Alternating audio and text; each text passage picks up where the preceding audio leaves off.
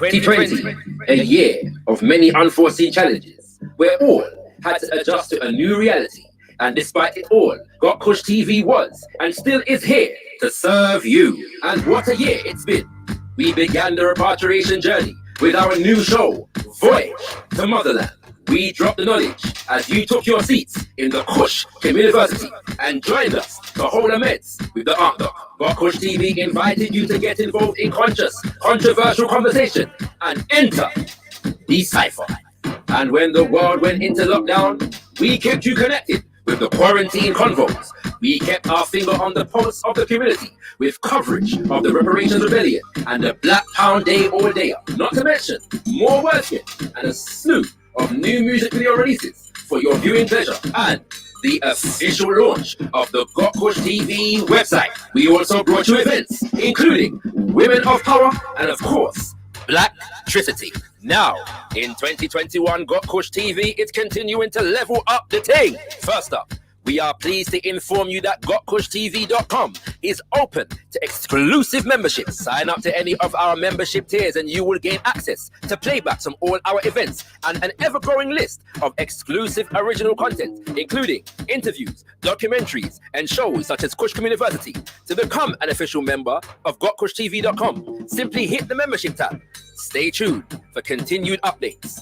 Then there's the new shows. Look out for more Decipher, Wordsmith, Hold a Meds with the Art Doctor, and weekly episodes of Quarantine Convos focused on health, wellness, education, and inspiration for our community. As always, the Got Kush TV film team is available for hire to cover all your events, adverts, infomercials, and all filming needs. Visit us at gotkushtv.com for hire inquiries and more information. Stand by all black businesses through our website, social media, and show content. We have monumental advertising, sponsorship, and network opportunities catering specially for you. Check out the advertising page on gotkushtv.com for more information. Got Kush TV is in full flight to join us for the ride. There's 4 things you can do. Subscribe to our channel. Hit that bell to make sure you don't miss a release. Join us on all social media and hit up gotkushtv.com to subscribe to our mailing list and sign up to become a Got Kush TV member for exclusive opportunities in the near future. Let us know you are feeling our content by hitting that ever so important button of approval. Comment. We want to hear your feedback on everything we are putting out. So make sure your presence is felt in the comment section. Share. Spread the word by hitting that share button and exposing your circle to the magnificence that is Got Kush TV. We are looking forward to building with you throughout 2021 and servicing you with high quality black media production. Got Kush TV, beyond discussion, beyond debate, we put the power in black media. Blacktricity, Got Kush TV's exclusive pre-Kwanzaa showcase is now available for you to watch absolutely free. In conjunction with Ghana, the On The Return series, we have brought the African diaspora experience directly to you.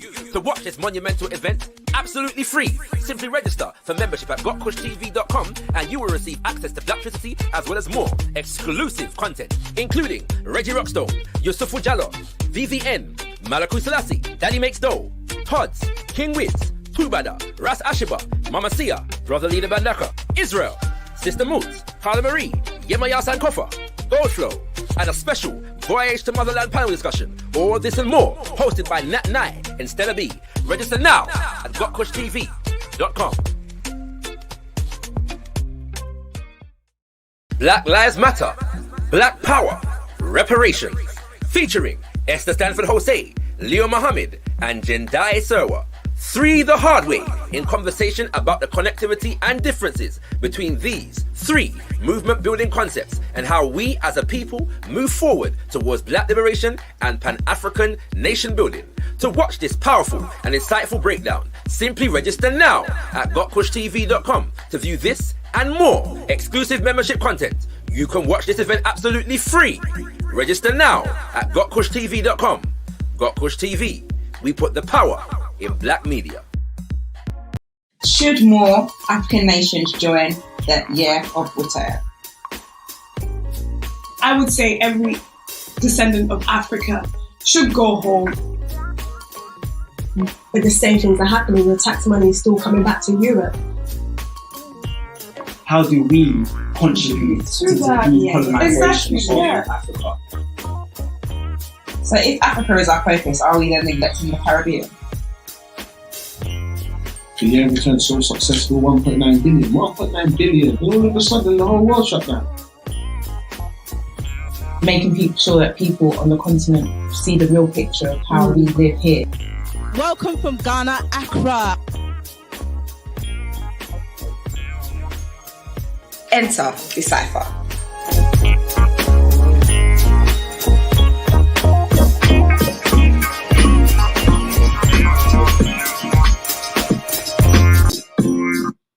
Mic check 1 2 1 2. You're in the place to be with Gotkush TV. It's Quarantine Convos on this Thursday, the 18th of March, 2021. And you done know, kings and queens, we have a very, very, very, very special edition of the Quarantine Convos. You know what I'm saying? Big up yourself wherever you are and whatever you're doing. And as you come through, be sure to hit the like button. You like up the thing, like up the video, and share it far and wide. We have a very, very special guest coming for you this evening, kings and queens, all the way from the United States of America. You know what I'm saying? Also known as the United States of Snakes of America, also known as the belly of the beast. You know what I'm saying? The center of Western imperialism in today's world, kings and queens, as we connect from the mind of the beast. You know what I'm saying? The daddies, the mothers, the fathers of European imperialism, kings and queens. We have to connect across the Atlantic. And so we're doing that this evening. And you don't know, yeah, you know what I'm saying? You know, say Shakara don't fly solo when it comes to the Quarantine Convos. So let me bring through my co-host, kings and queens, the ever smiling, the one and only Sister Mut. How you doing, Sister Mut?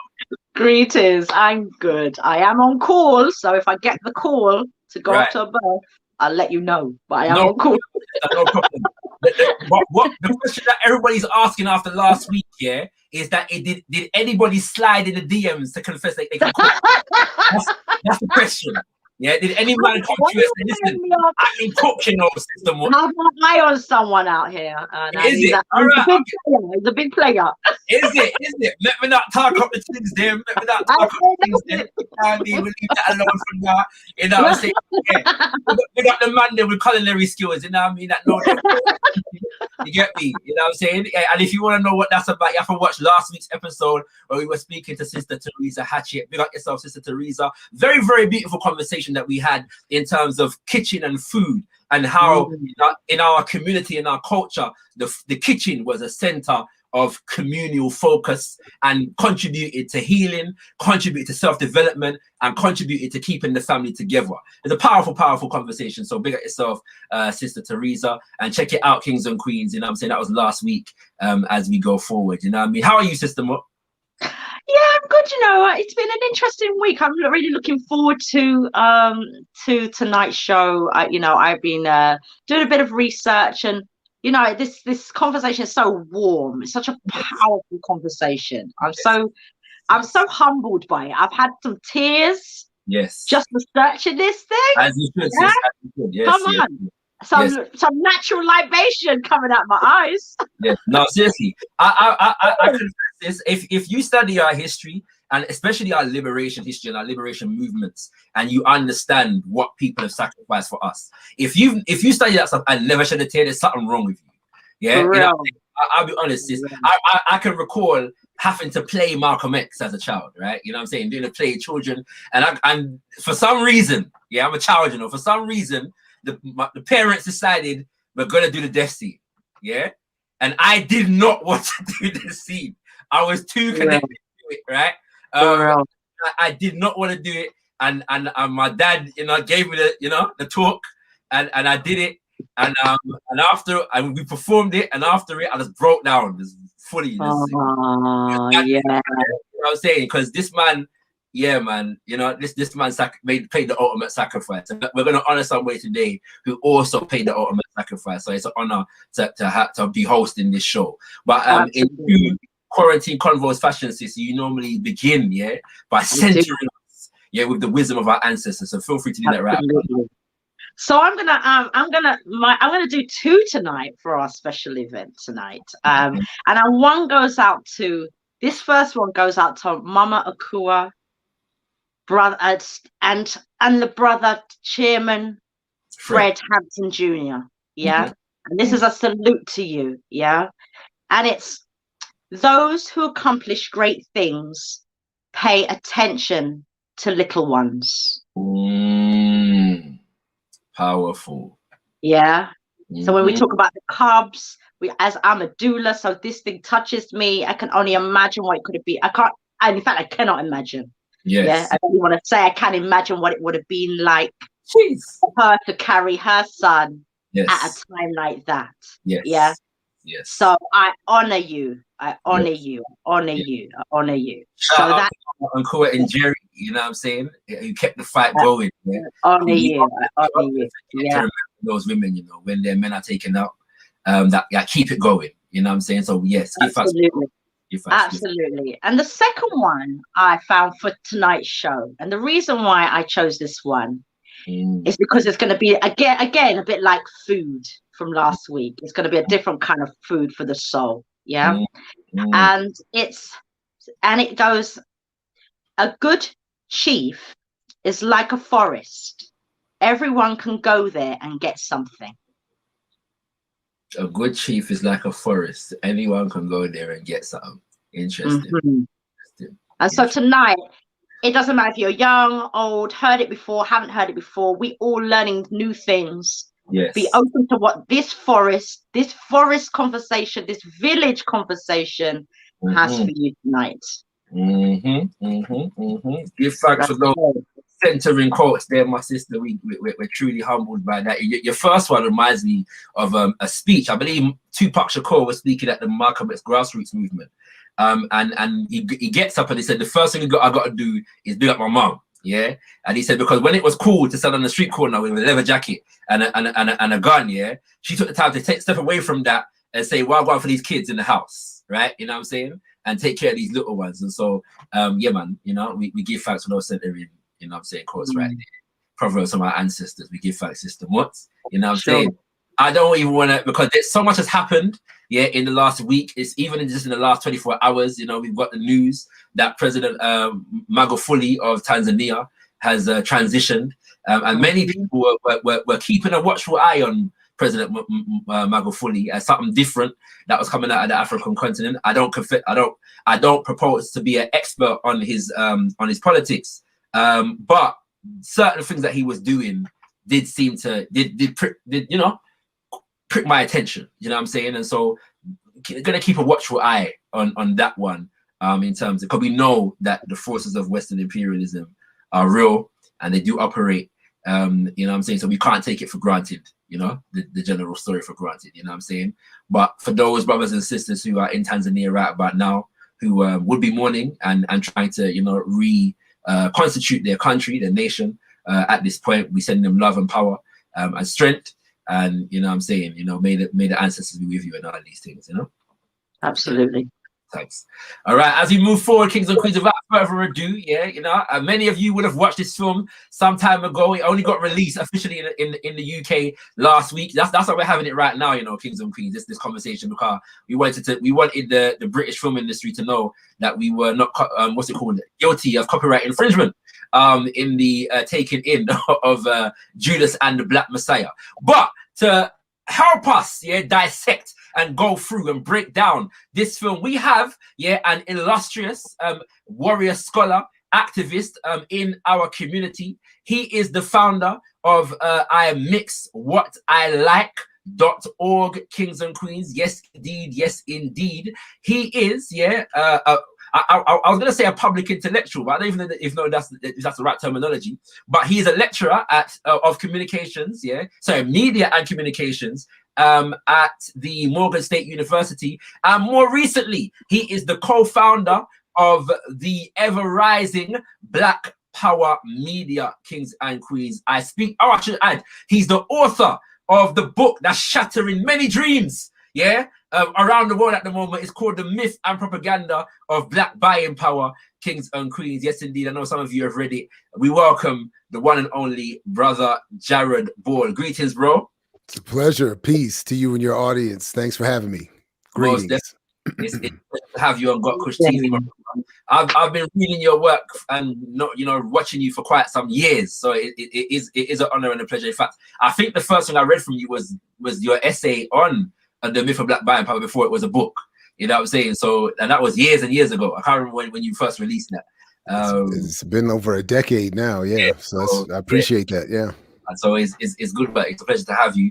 And you are a lecturer of media and communications. Is that correct? Well, I mean, officially, slightly different. I'm technically a full professor of media, of communication and Africana studies now at Morgan State University. So helping to build the Black Studies program now, which I'm very excited about. So. Right. And so I'm making the people them know that this man is in media, right? So he understands communication and media and the moving image for that matter.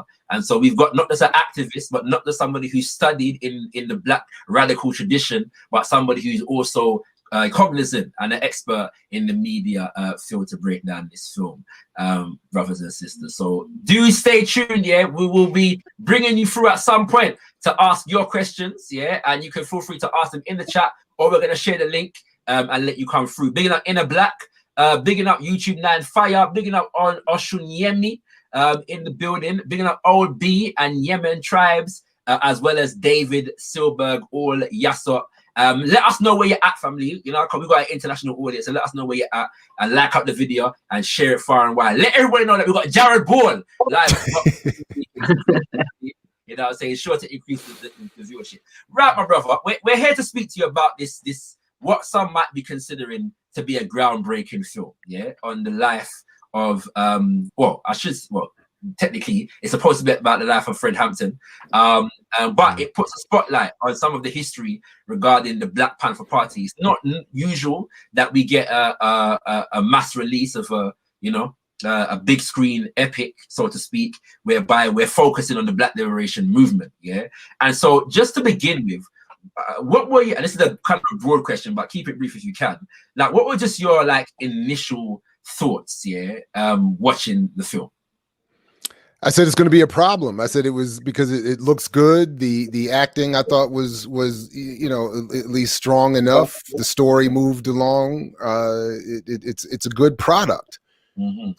I thought I don't agree with some of the critics that said it was poorly acted and some of the whatever but politically it's going to be a problem because it's so well done that it's a sophisticated challenge to so yeah. But that was my initial. Let me ask you this, and this is a UK bias question. All right, obviously our good brother Daniel Kaluuya was the lead in this particular film, and there's been a lot of controversy around this particular issue of Black actors from the UK taking the roles, so to speak, I should say, quote unquote, of noted figures in quote unquote African American history. Do you have a position on that particular controversy? I do, and I'm a Pan-Africanist, so I don't believe in letting Western imperialists create divisions and tensions between the African diaspora.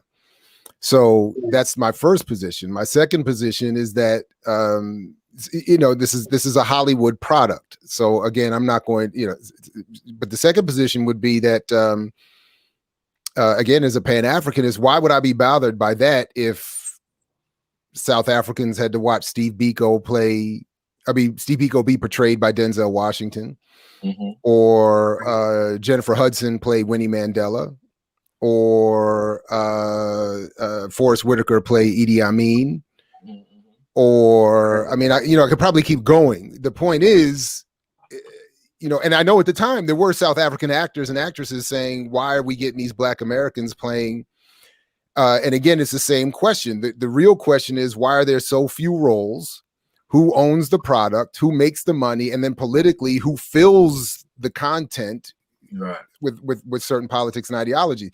That's the bigger concern, not who's playing what. All right. So, but beyond that, then, did you think his performance was authentic in terms of enacting and bringing to life brother Fred Hampton?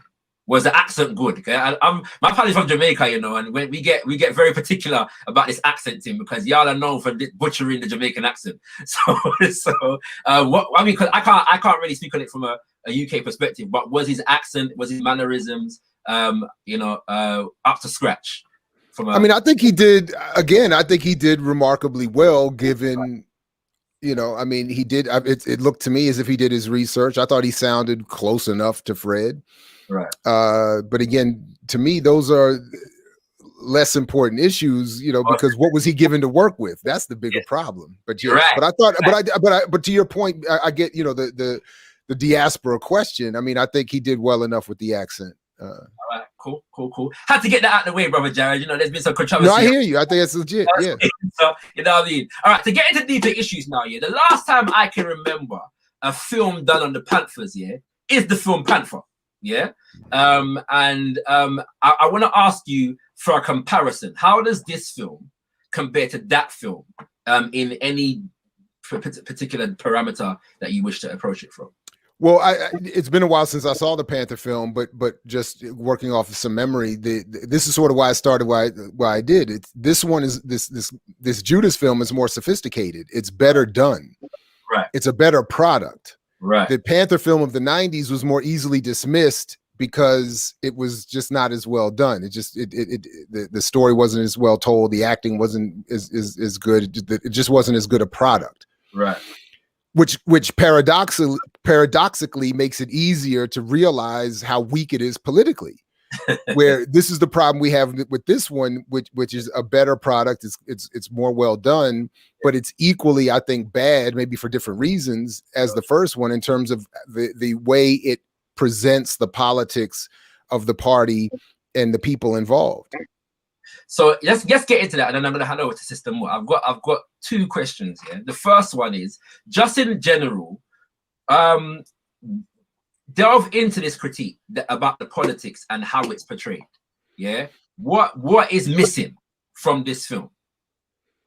Fred Hampton's life, Fred Hampton's politics, right. The movement, the very global international movement. I mean, Fred Hampton talked all the time about the importance of internationalism, and yet we don't hear almost anything. I don't think we hear anything about the global international anti-imperial, anti-colonial struggle that the Panthers were part of. Yes. The party itself was international, and we don't seem to get a sense of that either. We don't hear anything from Huey. We don't hear anything from Bobby Seale. We don't hear anything from, certainly, the Black Liberation Army. So we don't hear about Dhoruba bin Wahad and Assata Shakur and Sundiata Acoli. We don't hear about all of the other elements. Dhoruba, as he said when he came on with us, as a member of the Central Committee, he met and worked around Fred and all these other people, but we don't hear from those folks because that's the wing ideologically and politically that, if they're not imprisoned or assassinated or exiled, has to be suppressed. Right. So that's the thing. So we don't get Fred's parents. We don't get anything about his background. We don't get anything about his early activism as a 14-year-old in the NAACP. And then what made him go from the NAACP to a Black Panther. We don't get any of that.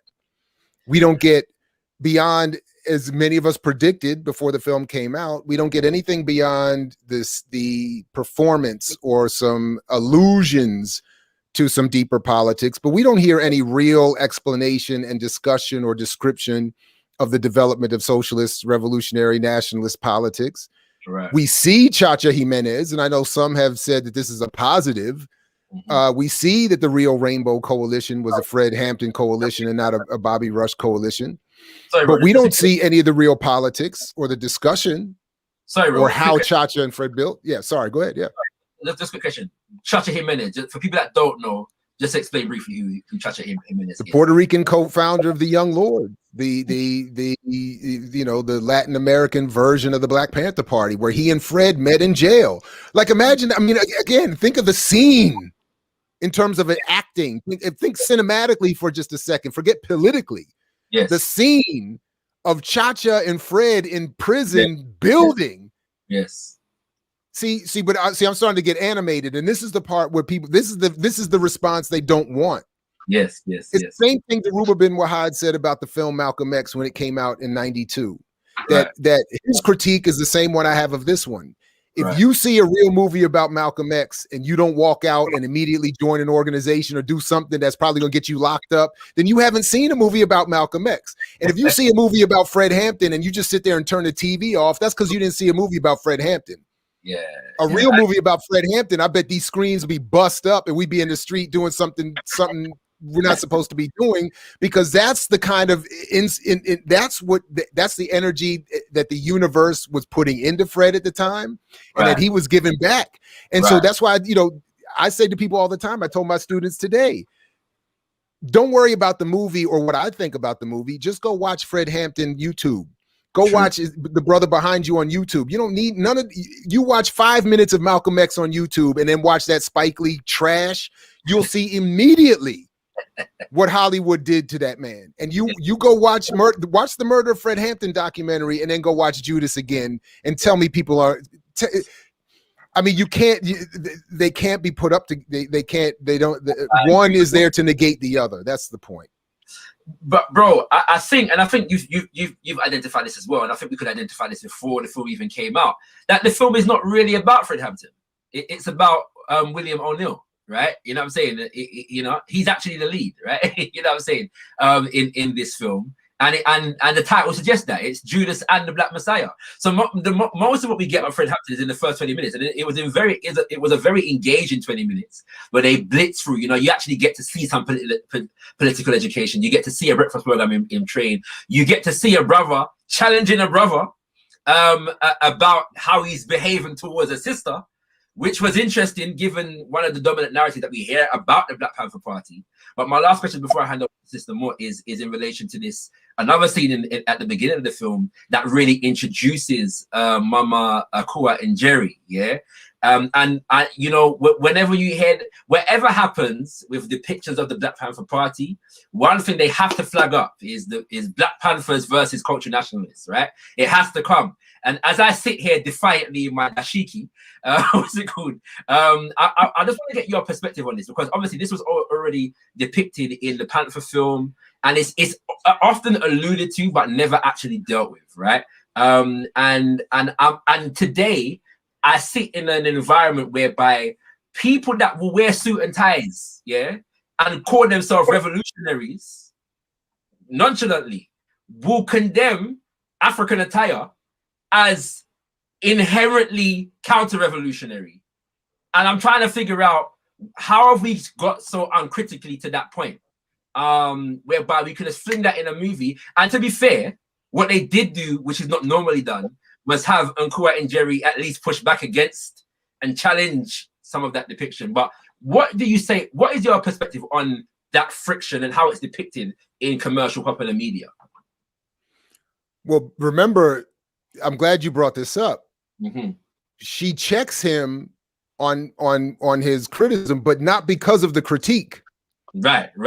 She checks him on the failure of the critique to bring people into what he's trying to do. Yes. So it's still left out there that cats running around in dashikis are a mess and it's wrong. It's just not, it's only corrected in terms of the tactic to get them out of their backwards behavior. Right, so that to me, I mean, that stood out to me immediately, again, as this is part of the sort of Sesame Street ABC version of Black radical history, where, again, where people are not encouraged to delve into anything more complex than that standard. Oh, some of them put on berets and leather jackets. Some of them put on dashikis. One was this, one was that, and they hated each other, and that was that, and that's the end of the story. Meanwhile, as I've experienced, I met Pete and Charlotte O'Neill, Kansas City chapter Black Panther Party members in Tanzania. Right. Wearing dashikis, living in East Africa. Yes. We obviously we know Cleaver ended up in Algeria. We know as did Geronimo Pratt ended up in East Africa.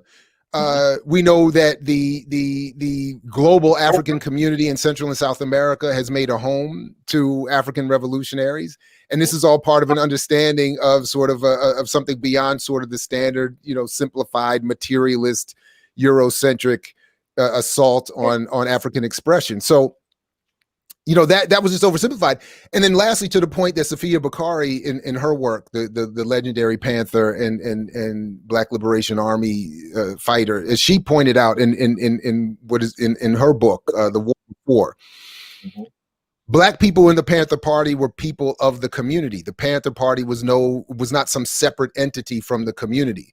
So all the struggles in the community are going to end up in the party. It was not a perfect, the men were not perfectly behaved. The ideas were not perfectly formed. They were doing this under duress and while being assaulted by the most powerful state in the history of humanity.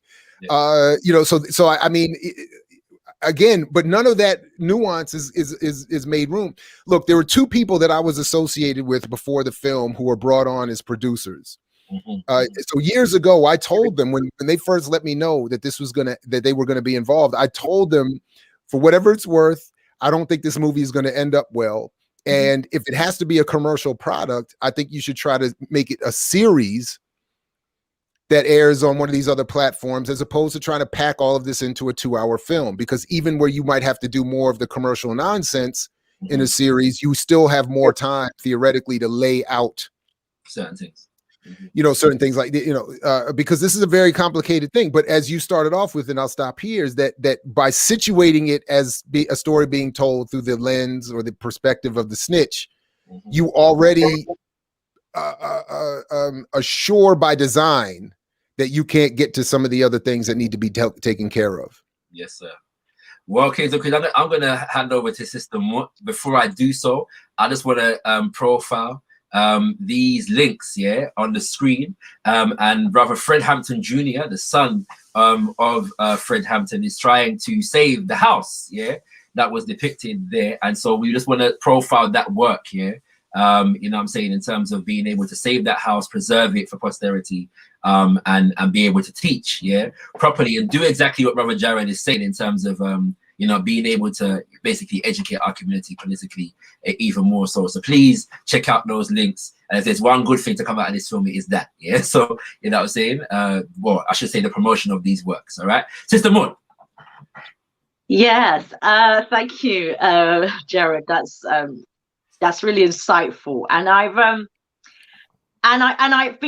watched some of your interviews. I've watched the interview, your initial thoughts. And I also watched an interview that you did with Chairman Fred Hampton Jr. And I've watched a good few of his interviews and some of the, the interviews with the cast and stuff like that. So just look at the whole dynamic, the dimension of it all, right? And I would ask you, and I'm going to play Angel's advocate here, but but do you not think that we are asking too much of a film that is naturally going to be, if it's put out in the way that it is as a commercial product, then are we not asking too much of the film knowing that it's going to be a commercial product? That's a great question. I appreciate it. I think the other way, though, I think we don't ask enough, what does it mean when something is a commercial product? And that's the part that I always come back to, that I don't think enough attention is paid, one, to the role of propaganda and psychological warfare in the development of U.S. mass media and really Western mass media, and particularly the role of films. And this is, again, not my opinion or frame. It is from the perspective of those who created the mass communications system in our society, those who created the media, the social media apparatus, the internet, the digital media apparatus, those who created the use of films for intelligence agencies and specifically put in their own documents the use of well-placed Negroes, even in the background of films, to convey certain false imagery about what this country is and could be. So I don't think we look carefully enough at that. Even if we look at the counterintelligence programs planned operation as it targeted Black people in the United States, it said explicitly in number 5 of its layout that they must destroy the capability of young Black people to adopt radical politics. So, and then more recently, I'm even, I got to give credit to this book I'm reading now, Yasha Levine's Surveillance Valley, and a more accurate history of the military origins of U.S. Media, and specifically how they talked about, going back before I was even born into the 60s, the need to develop a computerized, networked digital media environment specifically designed for military suppression of counterinsurgency efforts domestically and abroad, with a particular focus on Black America. So I've been pointing out lately that for some of us of a certain age who paid attention in the 1990s, there was this famous book called The Bell Curve, written by Charles Murray, that suggested that Black Americans were naturally inferior and deficient and should more or less be socially quarantined in their own communities. But what we didn't know is that Charles Murray, going back into the 60s and 70s in Southeast Asia, was a part of that very military intelligence agency dissemination of psychological warfare for the suppression of counterinsurgency operations overseas that was brought back home to be done here domestically in the United States. So I say all that to say, just painting a smidgen of the context, that these, I keep calling them products. They are not just media commercial products, they are psychological warfare weaponry. That is how those in power see them. We may get involved, and Shaka King may get involved and say, look, I know the only way to get this story told is to tell the story of The Departed with COINTELPRO.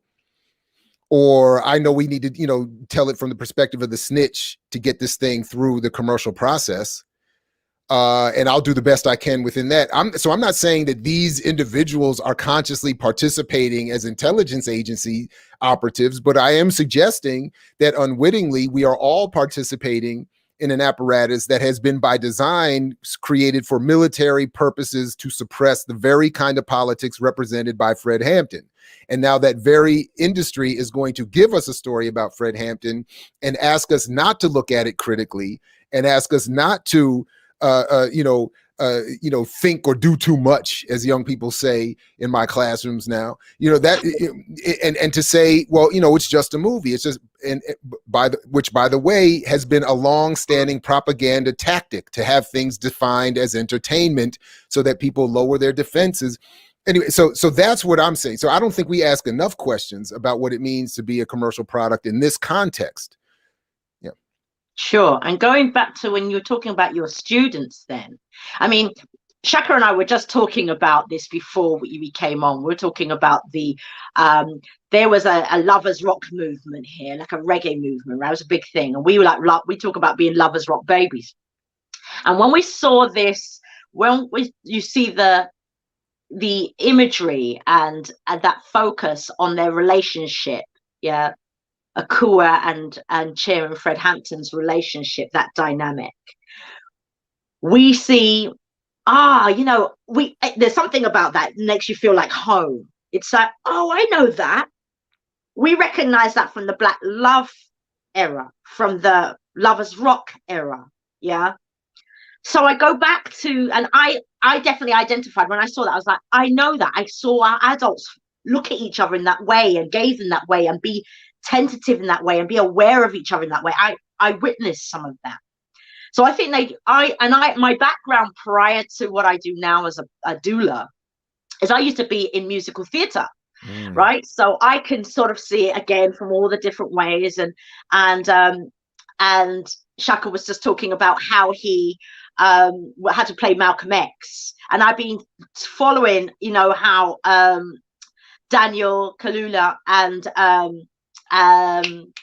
Lakeith, Stansfield, how they had to take in those characters, like seriously take that on, and the therapy that's had to happen with different members.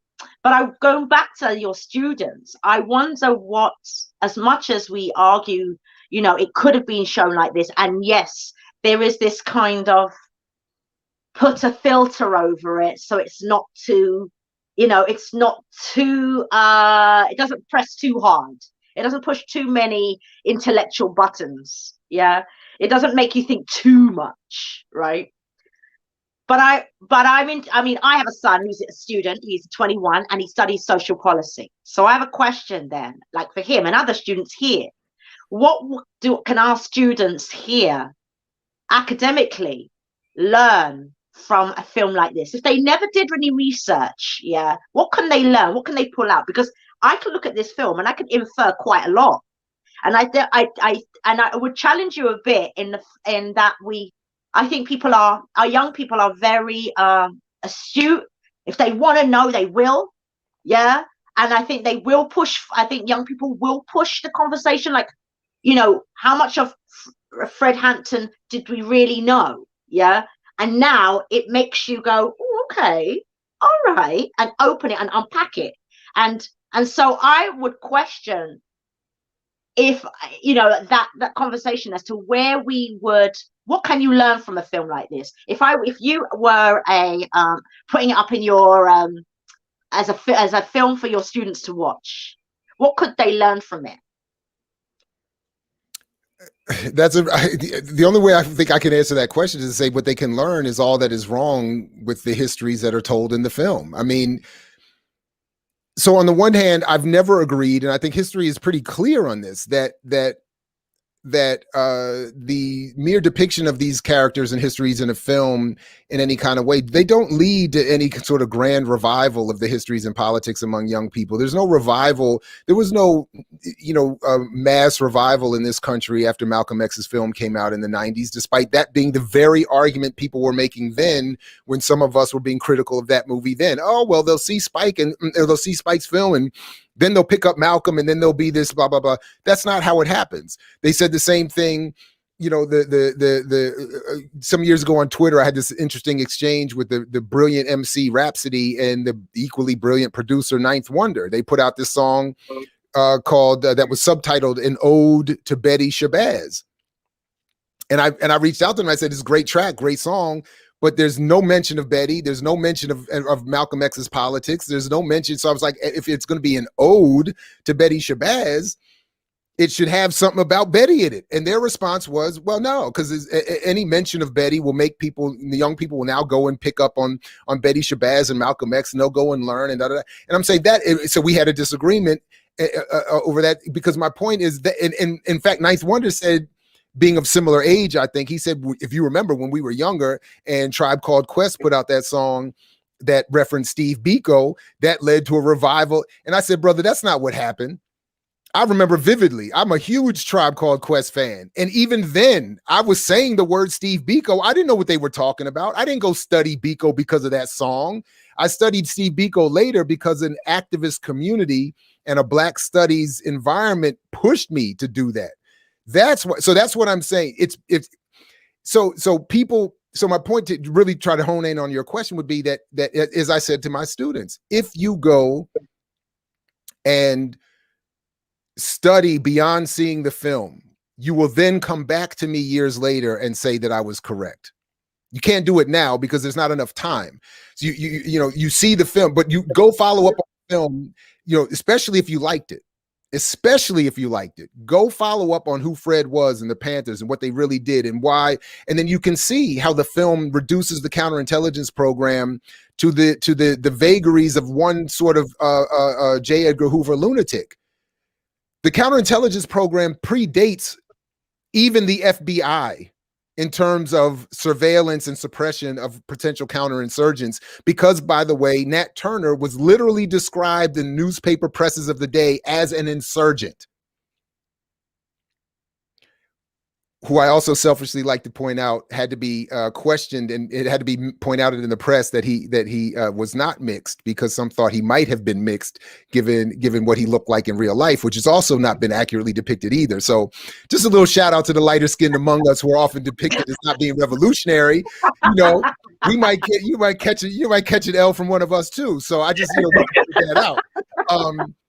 But my point in all that is really just simply that we have to understand that these products are meant to suppress the righteous tendency that is growing among consistently oppressed, colonized people to rebel. That's why they give us these films, because they're meant to suppress the tendency. So it's, oh, you need some revolutionary imagery? Here you go. We'll give it to you this way. You want to be out in the streets chanting, wearing Asada taught me shirts?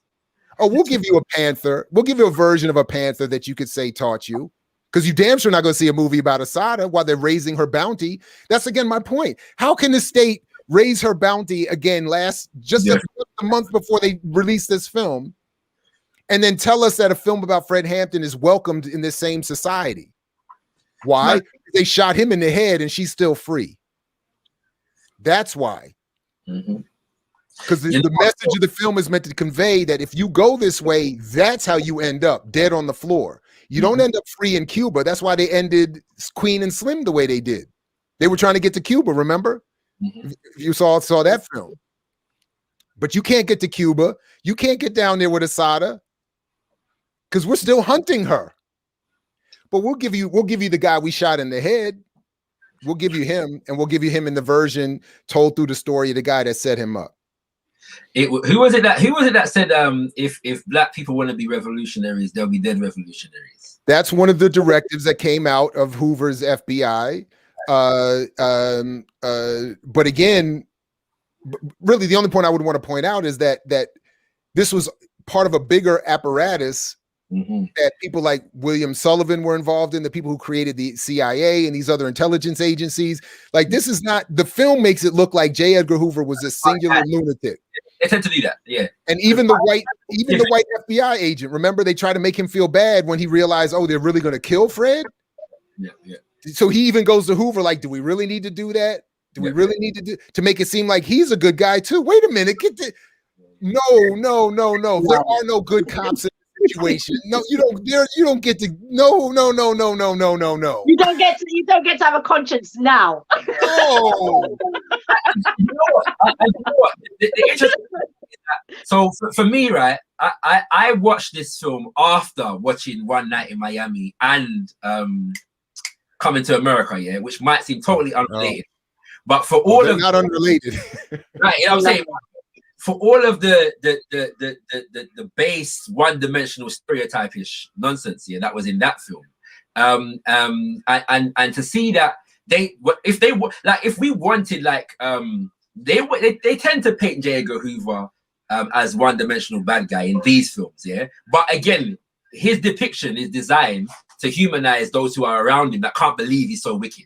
Right, that's what he's there for, yeah. But they don't do that if Idi Amin in The Last King of Scotland. He's one-dimensional, crazy, cannibalistic rapist, right? You know what I'm saying? That's what it is, yeah. And you know that's how they depict them, right? But I can speak to what you're saying, brother Jared, in terms of another film, because I'm in my Art Academy of Excellence is a homeschoolers group, yeah, collective that I teach in, and I teach media studies, right? So we were a couple years ago when Black Panther came out. And there was all of this awe and wonder, yeah. And people like me was like, I don't get excited when Hollywood goes to Africa. I'm sorry, I just don't, yeah. And I said, as somebody who enjoys superhero comic book films in general as a genre, I said, I'm sure on an entertainment level, I'm going to enjoy this film, right? In terms of the quality of the film, I'm sure, yeah, that the brothers and sisters are going to do a bang up job, yeah, from that perspective. But from another perspective, why am I getting excited because Marvel decides to throw us a bone? And it was like, well, yeah, but you know, it's the pride and the dignity and the rare. So I'm like, all right, cool. Let's do this thing then. In my class, yeah. I was writing regularly at the time as a journalist, so as a writer. So I've wrote 2 long blogs, yeah, outlining African history and politics, revolutionary Patrice Lumumba and Haile Selassie, what's it called? And the decolonization movement, the revolutionary movement on the continent, and teaching my students about these things, right? And try to connect it with the depictions in the film. Did it produce anything in the vein of Patrice Lumumba because people were connecting? It didn't happen. Everybody just said, thank you, Marvel. You know what I'm saying? Thank you, Wakanda forever, right? You know what I'm saying? But Wakanda forever, but by the way, you niggas over here are Hotep, so we don't have nothing to do with you. But Wakanda forever. Yeah? You know what I'm saying? This ancient Kemetu, what's it called? Symbolism was degraded as Hotep the day before Black Panther came out. And then the next day it was Wakandan, right? So everybody could do it. Yeah. It didn't inspire everybody to go study Kemet. You know what I'm saying? I mean, because that's Heru originally, right? That's Heru in his tomb, right? That's not Wakanda. They stole that too. Exactly. That's the point I'm making. So nobody was studying ancient Kemetu's philosophy. What's it called after this film? So I have to agree with you. And so what happens is representation matters, and so we get satisfied with representation. In that respect, you know, I just wanted to make that point. But I've got another. Sorry, Sister Mo, was he done? Yeah, you know, I'm gonna challenge you both again. Because I don't know. I mean, I'm a mother to 3 sons, yeah. So this is an important climate. And I was listening to Chairman Fred Hampton Jr.'s interviews, and he was talking about the climate that we were in. And you spoke a little bit before about, well, you know, I wasn't doing this, and I think when Malcolm X came out, you know, it was kind of like the 90s, 2000s. It was kind of like, come on, like. Yeah, exactly. So like it was the party era. Yeah. Like, I don't know what it was like in the States, but that's what it was like here. It was very much the party era, right? So I think the time, also understanding the climate we're in Quarantine Convos, right? You know, and we are in a particular climate right now. Yeah. And I remember he said something in one of his interviews. He said, you know, your consciousness comes through from 3 things. Yeah. Inspiration, aspiration, and desperation. Yeah. And I think the times that we're in right now are causing people to think. I think we are definitely going for a quickening, awakening. I think that is definitely there, especially here in the UK. You know, how it's like we're considered still in lockdown right now. You know that, right? I don't know if you know that, but we're not freely moving right about now. Yeah. So we're feeling it. And I think this film for us, I can't speak about the States, but I think for us over here, Black Panther made a difference. I remember when I went to Black Panther and, you know, queues were up the road and there wasn't a person in sight, black, white, or blue, who didn't have something African on. You know what I mean? I think there is something that happens and it's slow and it's like a dripping tap. Yeah, it's slow, but it can be effective. And I think, you know, where I have my sons, when something like this comes out, I've watched it now for the 3rd time. Yeah.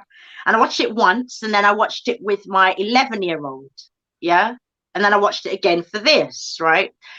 And we had conversations. We had a conversation about, okay, well, what was that be about? What about friendships? What about this? What do we know? What do we not know about the Panthers? Yeah. What is it that they're trying to show us? What are they not trying to show us? And I think we have to, again, critical thinking is really important, but I think we have to not assume that young people are not looking and not digging. And I think people are digging in a different way now. You know, you can just go to your phone and it's there, and it's, you know, it's just there, you know, if you really want to know. And I think the climate we're in it's an interesting climate, especially in this country. Yeah. I mean, you might not know this, but we've had conversations. We try not to go into the politics of this week, right? Because it's been so much, right? But one of the things that we're dealing with right now is they're having conversations about you know, there's this lady that passed away, you know, and it happened, and we deal with that and we acknowledge that. However, outside of that, what's transpired is certain conversations for, men should be on tag and on a tracking system, have a curfew from 6 p.m. So this is the kind of thing that I'm talking about in terms of like we're getting forced to think about things right now. Yeah, over here. Yeah, we're definitely getting forced to think about things. And I think young people here are opening up their mind cavity a little bit more. And I don't think young people often, I don't think every young person's going to look at it as like, okay, they just gave us this, they gave us this side of it where it's going to be about the snitch. Then I think people are, I look at my son, who is an academic and a strong academic, and he's got an extremely critical mind. And I look at him and say his peers, and I look at how they may assess this and think, actually, this film is a spark, because in this country in particular, it's a spark, because a lot of young people don't hear about the Panthers. We heard about, if you didn't hear about the Panthers, you heard about Black Panther. Let's say you heard nothing. You heard about Black Panther that came out, and then you've heard about this, a different flip side of the Panthers, but still the word Panther is association. Yeah. And I think we do need to, I think, not assume that it's not going to open up the doors for intellectual thought, intellectual probing, critical thinking. I think, I don't know what it's like in the States, but a lot of young people here, especially down to the music that's coming out, they're hungry. So a film like this allows them to start to think about, okay, it can't just be about, the snitch and J. Edgar Hoover. Like, young people are quite switched on here. We know that these things are happening, yeah? Even around on the streets, they're happening, yeah? So we know that that's happening on a day-to-day level, and it's happening in our environments. And I think we're starting to open up our eyes. And I think my question to you is, you say look at the things that, look at all the kind of discrepancies in it. But I would like to know what can you pull from the parts that we did see with Fred Hampton in it, and Akuo, and the other elements, even the Rainbow Coalition, yeah, the little things that we did see, and I would say you're right in terms of how this is kind of depicted. It's designed to, if you're not careful, it's designed to dismiss leadership, discourage leadership, if you like, yeah. But most films do that now anyway. I think sometimes we can see past that, yeah. But what can we learn from the elements that we did see in the film? What can we learn? What can young people learn from that? I mean, again, it's the same thing I was saying before. If people take up, look, to the extent, I always am happy to be proven wrong on this, and I hope I will be here again. Unfortunately, there's no historical precedent for it. That's the only problem. There's no historical precedent for people seeing a movie and becoming revolutionary en masse. In fact, quite the opposite. There's historical precedent for major films and mass media being used to suppress tendencies towards that direction, and that's sort of what I'm arguing here. So, to the comment you raised up, where if I'm, forgive me for mispronouncing, but Joom RBG is saying, how many young people and adults heard of Fred Hampton just from watching this film? The film is for entertainment, not just for education. That's the point I was getting at earlier. That is exactly incorrect. That is exactly part of the intended projection of pop culture and mass media to be seen as and dismissed as entertainment, so that people will lower their defenses. It is meant to be educational.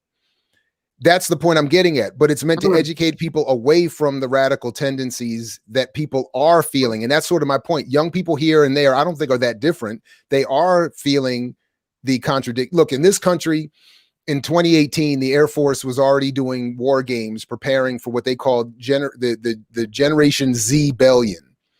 They were already predicting that young people were going to rebel violently in the streets, and that they needed to have war games in preparation for this, because they already knew that the inequality was going to create these tensions, even among white American kids.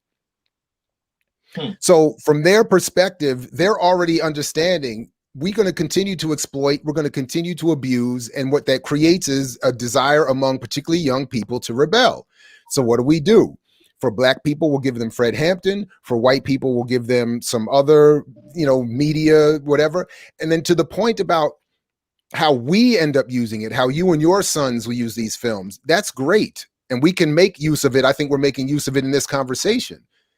But our political enemies are doing the same thing. So in this country, we have the false leaders of people like the blue vest man, DeRay McKesson, using this film to tout his soft liberal politics and lining himself up as an extension today of Fred Hampton. You have other, again, non-revolutionary actors and activists picking up this film and saying, now I'm motivated to go and do things like vote for Joe Biden and support pushing Joe Biden left so that we can have, a more, but so this is my point, but this is what's being done. Right.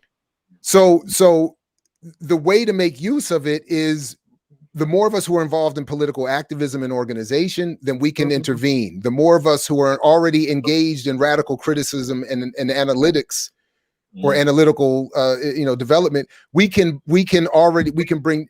But the unfortunate reality is the masses of our people are not there. That's not where they are. So what I'm just trying to encourage is that those of us who maybe consider ourselves as having a deeper understanding of these politics or histories, and those of us who maybe want to find some good value in these films, we need to do more to show the contradictions between the popular cultural representation and the reality. So again, if people like the film, look, go see the film, support the film, make use of the film. As a film, you don't have to agree with me. But so if you like the film and you say, well, look, they mentioned socialism, then go to your young people and the people you work with and say, let's do the same thing I said literally to my students in class this morning. If you like the film and you like socialism, make sure by the time you're 25, you've read at least 20 books on socialism. If you like Fred Hampton and you like the movie, make sure you've read all the counterintelligence documents and you read the history of the Panthers from a variety of perspectives and deal with the ideologies that they're involved. You like the breakfast program? Child poverty in this country is still well over 14% when it's probably way more than that. Get out there and start a breakfast program and then start to build the political education apparatus that the Panthers did. So I'm all with that if that's what's going to happen. But what I am going to continue to be critical of is people, I think, unquestioningly or insufficiently questioningly saying, oh man, this is great. It's going to automatically do some good for our communities and our struggle. And that I don't think is the case. And I think exactly the opposite. And that's why we were given it. Family, the link is in the chat. Yeah, if you want to come live, speak to Brother Jared Ball to agree with him, ask him a question, or even challenge him vociferously. Feel free to do so. I'm saying the link is in the chat, or you can ask your questions in the chat if you would like to do so, family. Do want to let you know that the next episode of Decipher will be released tomorrow at 7 p.m. So do check out Got Kush TV. Yeah, tomorrow 7 p.m. where the subject will be: should more African nations join the year of return? Our Decipher team is going to be joined by a team from Voyage to Motherland, and that conversation is going to be very, very excellent. And we also have the pleasure. Got Kush TV is on Sky TV tomorrow, Kings and Queens. If you was able to check out our Blacktricity showcase at the end of the year, well, Younger TV, which has a Sky channel and also a Freeview channel, will be broadcasting Blacktricity live tomorrow at 7:30. So if you got the Sky, I'll let you know the channels in a second because they got out my head. Well, if you got Sky TV and you know about Younger TV, check it out 7:30 tomorrow, and you'll see Got Kush TV live on Younger TV tomorrow. I'm gonna share something with you, whilst brothers and sisters maybe coming through to interact with Brother Jared, relating from my experience with the film Black Panther, Wakanda Black Panther, right? And that was this uncritical celebration, and how deep and how wonderful this representation can be for our children and so on and so forth. And being critical of the film before the film, being I wouldn't say critical but reserved, in my embrace, let's say, prior to the film, actually encouraged a backlash from brothers and sisters in the community who felt that you were being too critical, right? So it wasn't like they were inspired to engage the critique or engage the perspective. They were actually inspired to reject it, and in many cases violently reject it. And so when I watched the film, and the major obvious contradiction presented itself of a CIA agent operating on the African continent and being made a white savior in the midst of a film that is about an independent African nation that withstood colonialism. Somehow the CIA agent manages to get in and be a savior character. And I'm saying, well, this is an obvious problem. And still, right? Seriously, people are not inspired to say, well, actually, yeah, you know what I'm saying? You know, you're right, you know. Still, the CIA business is problematic. People were not inspired to do that. And so this is why. Now, having said that, like Brother Jared said, it was a very well made film. For me, the character of how Sister Akua and Jerry was portrayed was very engaging. Yeah, she was one of my favorite parts of the film from an acting point of view. Her character, how they engage with each other. What's it called? The fact that I was just sitting there watching it with me, my partner, and our daughter. And when they finally kind of acknowledged their attraction to each other was over a Malcolm X speech, and our daughter said, "Wow, that's the life, isn't it?" Right? You know what I'm saying? And I said, "Well, yeah, you got to learn some Malcolm X if you want to get a man out here." You know what I'm saying? I love that energy. Like you were saying, Sister Mo, yeah, that black love energy. You know, that's all beautiful stuff, right? So you know, I'm not saying that there was nothing about this one that I enjoyed, but again, last thing I'm gonna say. If you watch Netflix, yeah, the rage right now are these elaborate documentaries that feature big what's it called, cinematic reconstructions, yeah, pirates and the Ottoman Empire, right? And you know what I mean? Like the reconstructions are cinematic. They're not like old school documentaries where it's too, you know, it's too big, big cinematic reconstructions. And I'm wondering, Brother Jared, if that's what you're suggesting in terms of the way we need. I don't know if you watched a lot of these documentaries before, but I'm wondering if that's what you're actually suggesting in terms of the way that we actually need to go with these films, yeah, in terms of doing it from a perspective of it is an educational product. So we're gonna give you the cinema, but we're also gonna give you the politics, where we're gonna interview some people, where we're gonna, you know what I'm saying, we're gonna pull some quotes from these research. Is that what you're suggesting? I'm suggesting any number of different things, and ultimately everything, because we there's so much that needs to be done. You know, I think that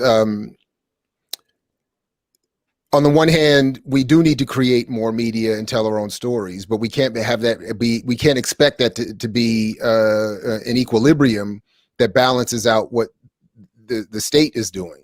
Right. So, you know, it's not enough for people to say, well, if you don't like the Fred Hampton movie, go make your own. I mean, that's silly. That's absurd.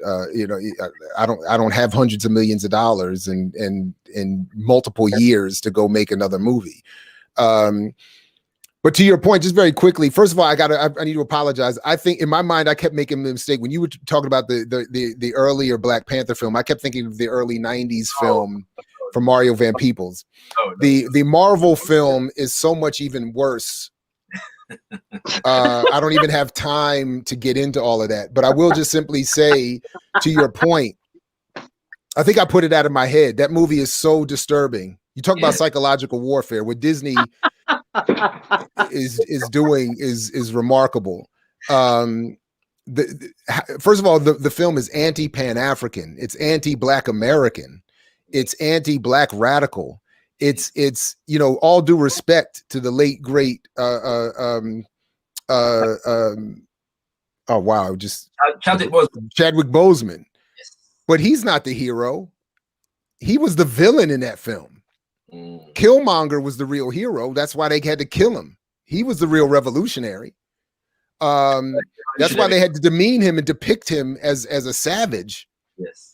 And if you know anything about the comic, which I think you all do, and my colleague, Dr. Todd Stephen Burrows, I really encourage people to check out his work, which is at our site as well, because he's a real expert on this history. The Killmonger character is totally misrepresented in the film also. Right. But the point that I always point to is the one you make. The end scene of Marvel's Black Panther atrocious psychological warfare weapon is an anti-Patrice Lumumba, anti-Pan-African. This is that true. is the most clear. If I showed look, go watch Patrice Lumumba's speech. Yes. That got him set up for assassination, where he wears the sash, walks out and tells everybody, oh no, African resources are for Africans, and all you colonial whatever's get to stepping. I know he was much more eloquent than I was. But in the Black Panther film, to your point, yes, here comes Black Panther with the same sash, the same African swag, except his speech is all of our natural resources we're giving to the West. Yes. And what does the CIA agent do in the back of the room? Like this. And I'm saying, how in that? And then what do they do? And what do the brothers in the street get? An arts program, a non-profit after-school arts program. This is exactly what I'm talking about. All that righteous anger that's in these Black and brown and oppressed communities all across the globe, and you're gonna fly in there, and the little brother, remember he says to the dude, what is that, a Bugatti? That spaceship? And you're gonna show, and all you're gonna do is show up with all that technology and resource and power and give these kids an after-school program? That's why Killmonger went to war against you fools, because that's that neoliberal, that African treachery that the Pan-African liberation struggle has been trying to deal with for 150, 200 years now. So this is the stuff I keep trying to say, man. So I can easily say, look, go watch Patrice Lumumba and then watch the Black Panther movie again. And some of my students will even come back and say, you know what, hey, Dr. Barr had a point.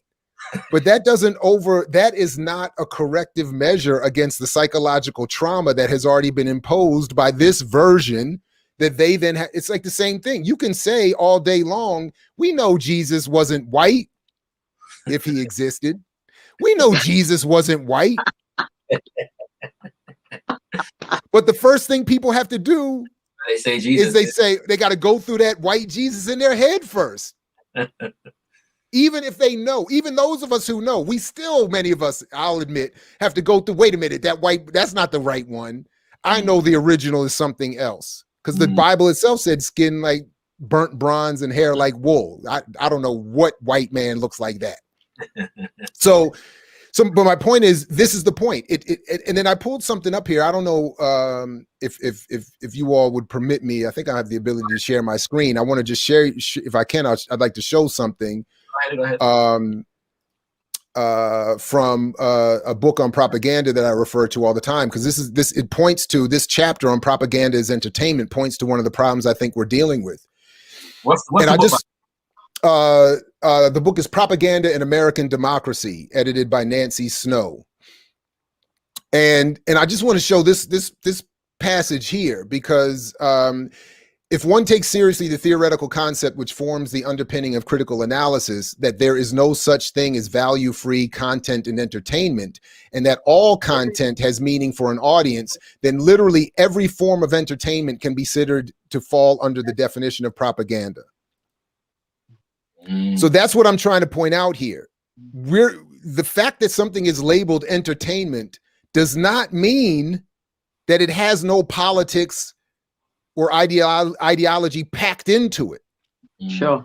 We're encouraged to say, oh man, it's just a daggone movie. It's just a TV show. I put it on to relax at the end of a day. But that doesn't mean there's no politics in it. The sports games we turn on, politics all over the place. All of that is labor, class, racial exploitation, white, mostly male elite ownership. So everything is politics, but by telling us to look at it as entertainment, it lowers our critical defense mechanism. And I'm saying, and all I keep saying is that is done on purpose. That's done on purpose to muddy up all of our conversations. It's just a song. It's just a movie. Family, we had Roger J in the back, but I think he's having some issues with his sound, so he's going to try and work that out. We do have a question in the chat from David Silberg. It says, oh, by the way, just notifying on the picture right here, Free Mumia, brothers and sisters. And please, go on your Twitter and your Facebook and your whatever, and click on the hashtag Free Mumia and phone up the DA, and the governor, and send an email. I've done the same, in relation to the freedom of Mumia. He's very sick in prison at the moment. And I'm going to come back to this question of political prisoners before we close the show, Brother Jared, because we have to know that in relation to the legacy of Fred Hampton, that we have people that are still political prisoners in the United States from the 70s up until now.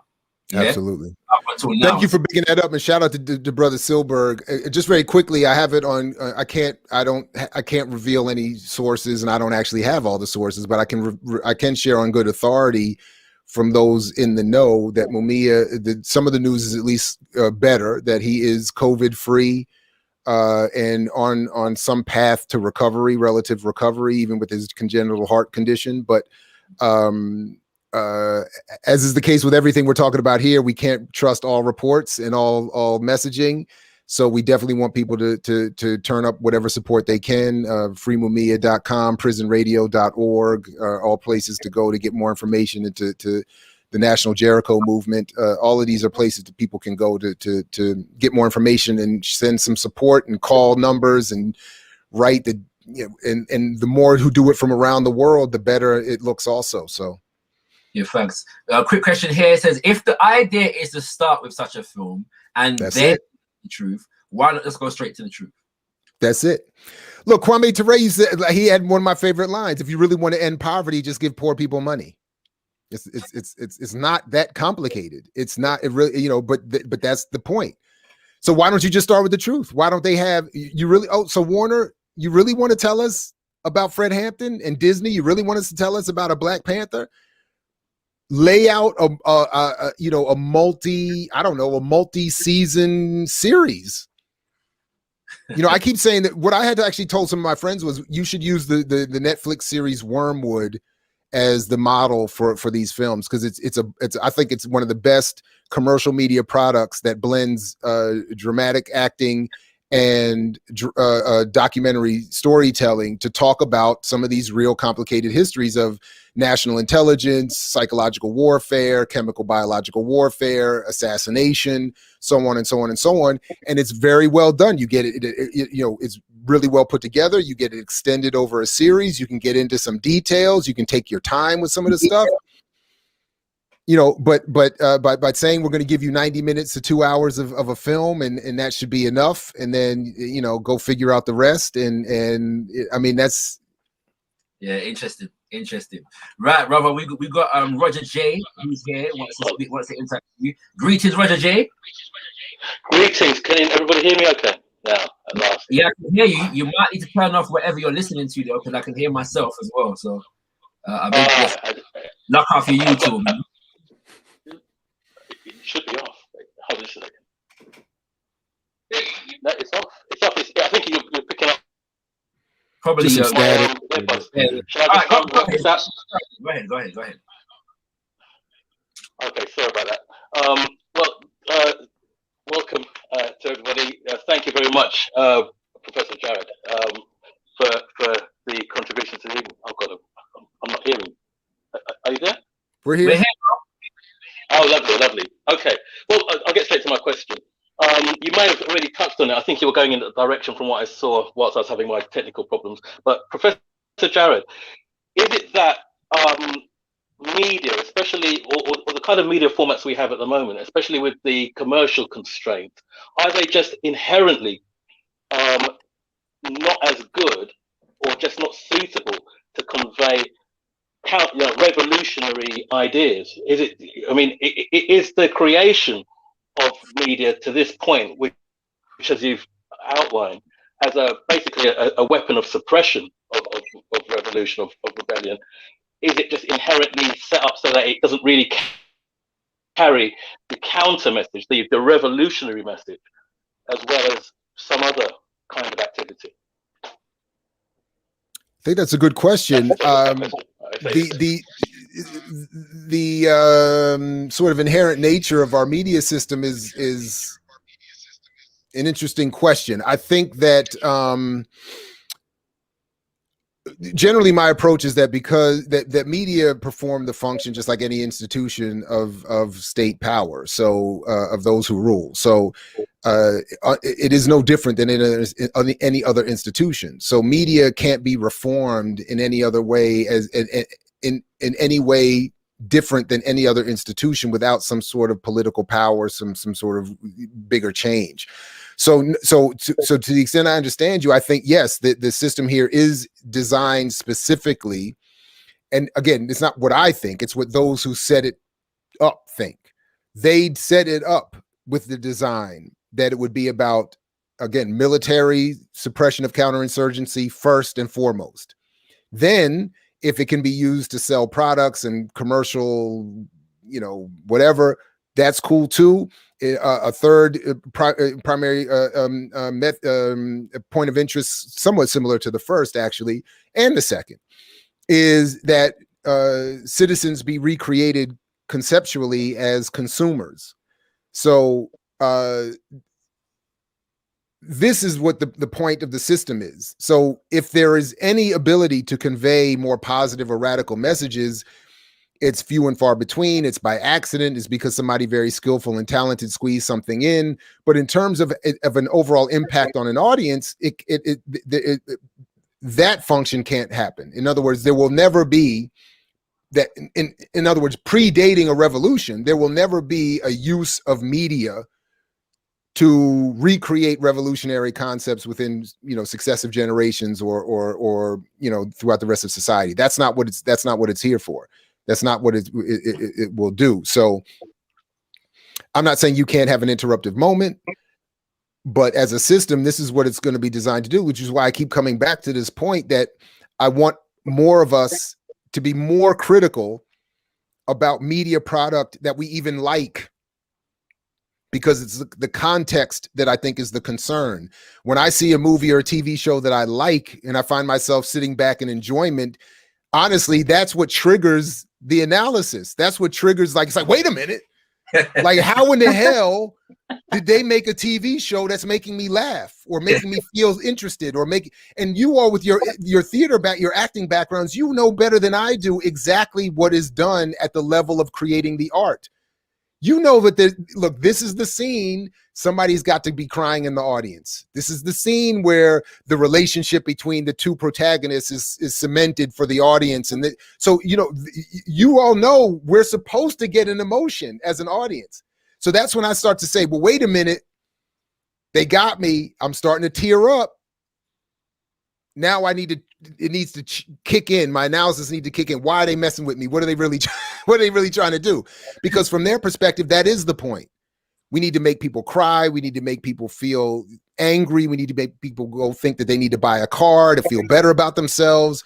And when we see them rebelling in the streets, look, they did it here. Remember when Nancy, well, I don't know if you all caught it the way we were catching it, but when Nancy Pelosi put on the dashiki, the African scarf, and took a knee, are we serious? Like that was too obvious, right? Even people here were saying, come on now, Nancy, that's some BS. Now, we're not going for that, Nancy. You can't just put on an African cloth and get over on us. So then the system's response is, okay, that was too simple for you. Here's a Judas film. Right. Here's a Black Panther film. That's the point. That's really all I'm trying to make. So I hope that speaks to your answer, Brother Roger. Your question. Might I be permitted a quick follow-up question? Go ahead, Brother. Yeah, this one is a bit more, I suppose, philosophical and ethical. Say we did have the power to create effective media. Does it present an ethical problem in that the way how media works at the moment is manipulative of the masses, essentially selling them something that they haven't actually asked for? If we do the opposite thing, aren't we also doing the same thing? Because when one looks at society, generally, as I see it, most of the people who are oppressed are actually people who just by misfortune happen to be in a position opposite to where they'd like to be. They'd actually, most of them, it seems to me, would just like roles reversed. They would prefer to be in the position of the billionaires, in the position of the kings, in the position of the queens. They're not actually, most people are not looking for an equal society. They're just looking to be out of a bad situation themselves. And by wanting to turn that around, are we also then manipulating, and that manipulation, is there an ethical element to that we need to be?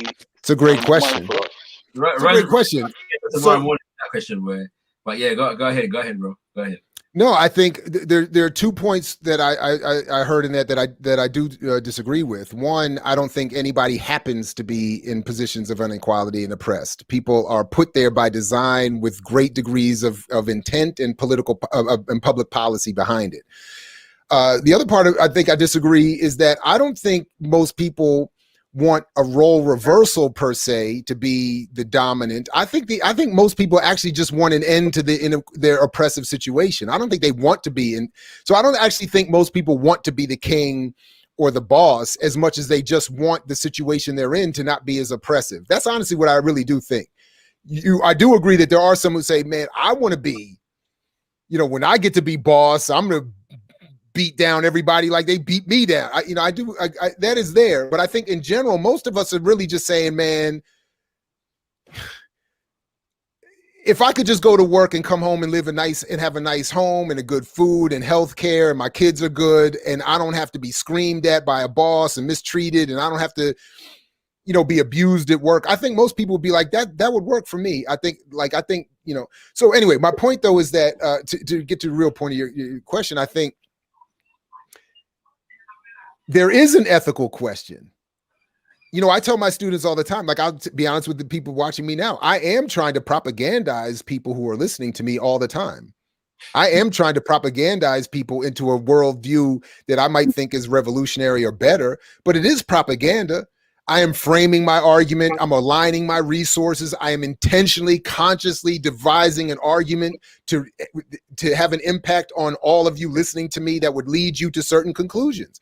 So in that regard, that's, propaganda, everybody does it. And it by itself is neither good nor bad. It just is. So what I would think is that through an organized, conscious revolutionary movement, that yes, we would want to recreate a media environment that would impose the revolutionary will onto our communities. Now, it may be done. All societies do this. There is no society in history that does not propagandize its own community to get people to grow up in that community to be the people you want them to be. So, so the point would then just be the media system would have to look. The closest I've seen is when I was in Cuba 20 years ago, and the entire environment, the media environment at the time in particular, was designed to promote the revolution, the Cuban Revolution. So all the statues were of Jose Marti and Che Guevara and Fidel Castro. They kept the monuments, the TV programming, the news was all framed in defense of the revolution. Now, I think that was just in the way it should be done, and that makes perfect sense. But it is managing the public opinion of your community, and everybody has to do that. There is no way. Now, the point would be, is the outcome of society sustaining and humane? So yes, we would be propagating, in my version, we would be propagating, the worldview of the Malcolms and the Nkrumahs and the radical Pan-Africanists in history.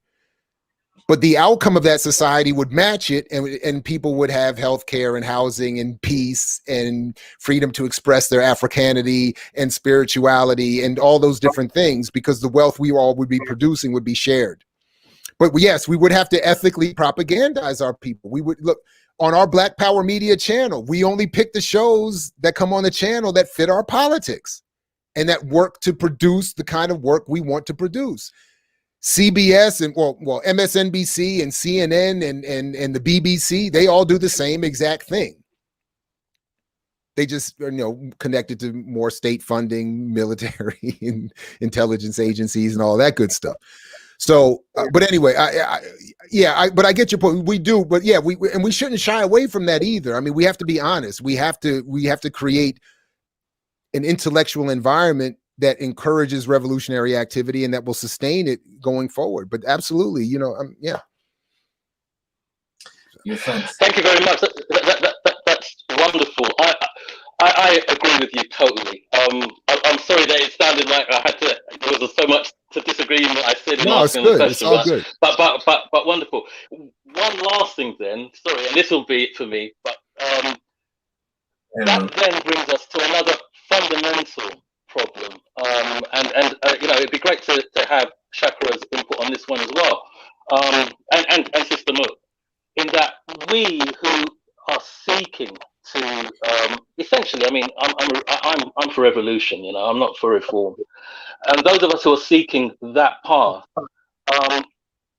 we do it on the premise that we are grassroots led, i.e., this is what the people want. This is what they want. However, if we're manipulating them, it isn't really what they want, is it? It's more like what we believe is good for them.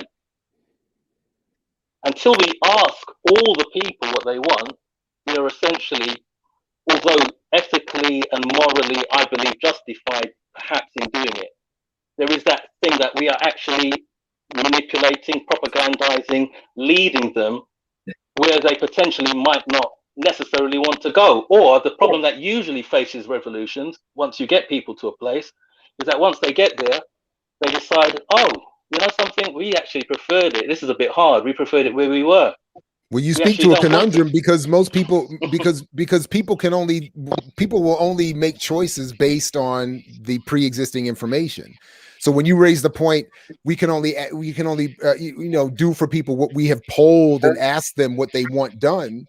They're only going to tell you what they want done based on, look, it's the way old radio used to work. Remember how, you know, I don't know, it's exactly the same there, but you know, radio over here would play all day long. Here are the top 10 songs we're playing all day long. And at the end of the day, they would say, pick your favorite song. And then of course, people are going to pick from that list of songs. Or they would only air the recording of the person who picked the song from one of those pre-existing lists. So if you go out now and poll people in the United States, what do you want?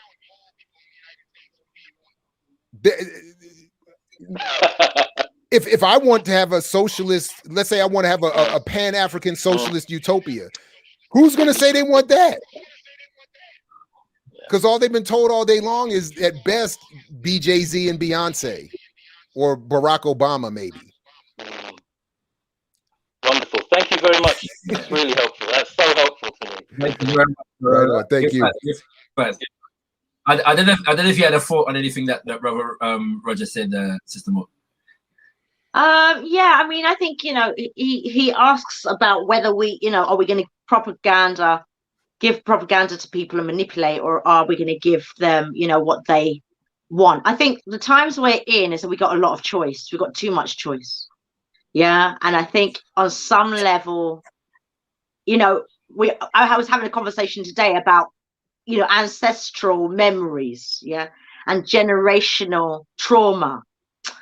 And you know, our generations of we haven't, on some level, part of the reason I would say, you know, there isn't a revolution in that sense in the way that we would like it or we hope for it to go, because we don't really have, there's an oppression, there's absolutely no doubt there's an oppression there, but we don't have the same struggles, not even as we could talk about the Windrush generation, our forefathers, you know, where it was, you know, no blacks, no dogs, no Irish. We don't have the sitting on the back of the bus. We don't have the white base and black base, and we don't have those things to compare. And it goes back again to, I think, what Chairman Fred Hampton Jr. was saying about the climate. He said something in an interview about the climate of, you know, a 14-year-old, like, you know, Chairman Fred Hampton was actually 13, 14 when he was, you know, in his revolution. Yeah. You know, phones, you know, I was listening to something, I think it was today, and it was Mama Okua. She was talking, it's on Insta. And she was saying that the phones were tapped when he was 13, 14 years old. You can't even imagine a 13, 14-year-old's phones getting tapped. because of the nature of that being that he is. Yeah, we can't even really imagine it. So I recognize that the revolution hasn't maybe started yet. Yeah. But I do think it's coming. Yeah, I do think it's coming. And I think the times I'm not saying too much, right? Code. But I do think it's coming. I think, on this platform that is a bastion of European imperialism and capitalism.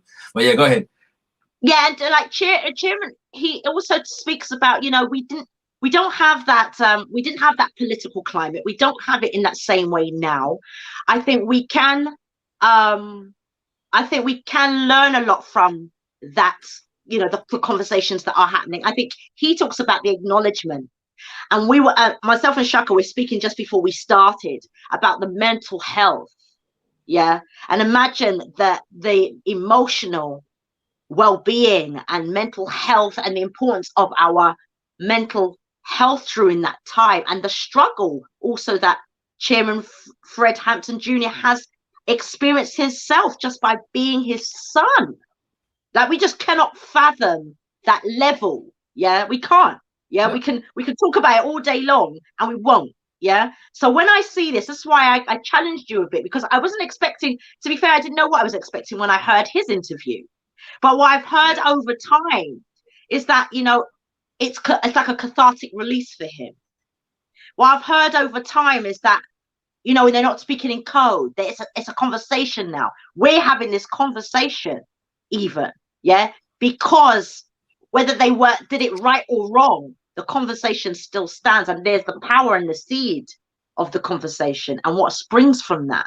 And I think, so that's my kind of synopsis of the question. Probably we're approaching the close of the show, yeah. So do stay tuned. I've got I will say this very briefly in relation to Brother Rogers' last question, and I'm in the mind of Nana Amos Wilson, where he talks about the inducement, of our desires. Yeah, our desires are induced. Yeah. So we don't just have, they don't come from anywhere. And my father speaks about natural and informed will. Yeah. So in the sense of the fact that there is a natural will that comes directly out of your experience. And when you are informed in a particular way, it manifests itself. So, if you are colonized, decolonization is a natural and informed will. Yeah. Just what I'm saying in that sense. And so I think we need to find a balance between analyzing the extent to which our sensibilities have been induced, in terms of, do we actually know what we want and why we want it? Yeah. And then analyzing, well, what would, actually inform ourselves into a sense of natural and informed will. But that's another subject for another time. Get into the some of the history of Fred Hampton, Brother Jared. Yeah. A lot of the film, in terms of how he's depicted, focuses on these links that he was making between these various gangs, in Chicago at the time. There is truth to this history, but I have heard that some of this truth is embellished, somewhat, in terms of how the narrative is properly told, Can you just contextualize the work of Fred Hampton in terms of bringing those gangs together? What's the truth? What's the hyperbole, etc.? Well, the first is I have to say, to be perfectly honest, I have to say that after so many off-the-record conversations over so many years, that I honestly don't know what the truth is. I don't.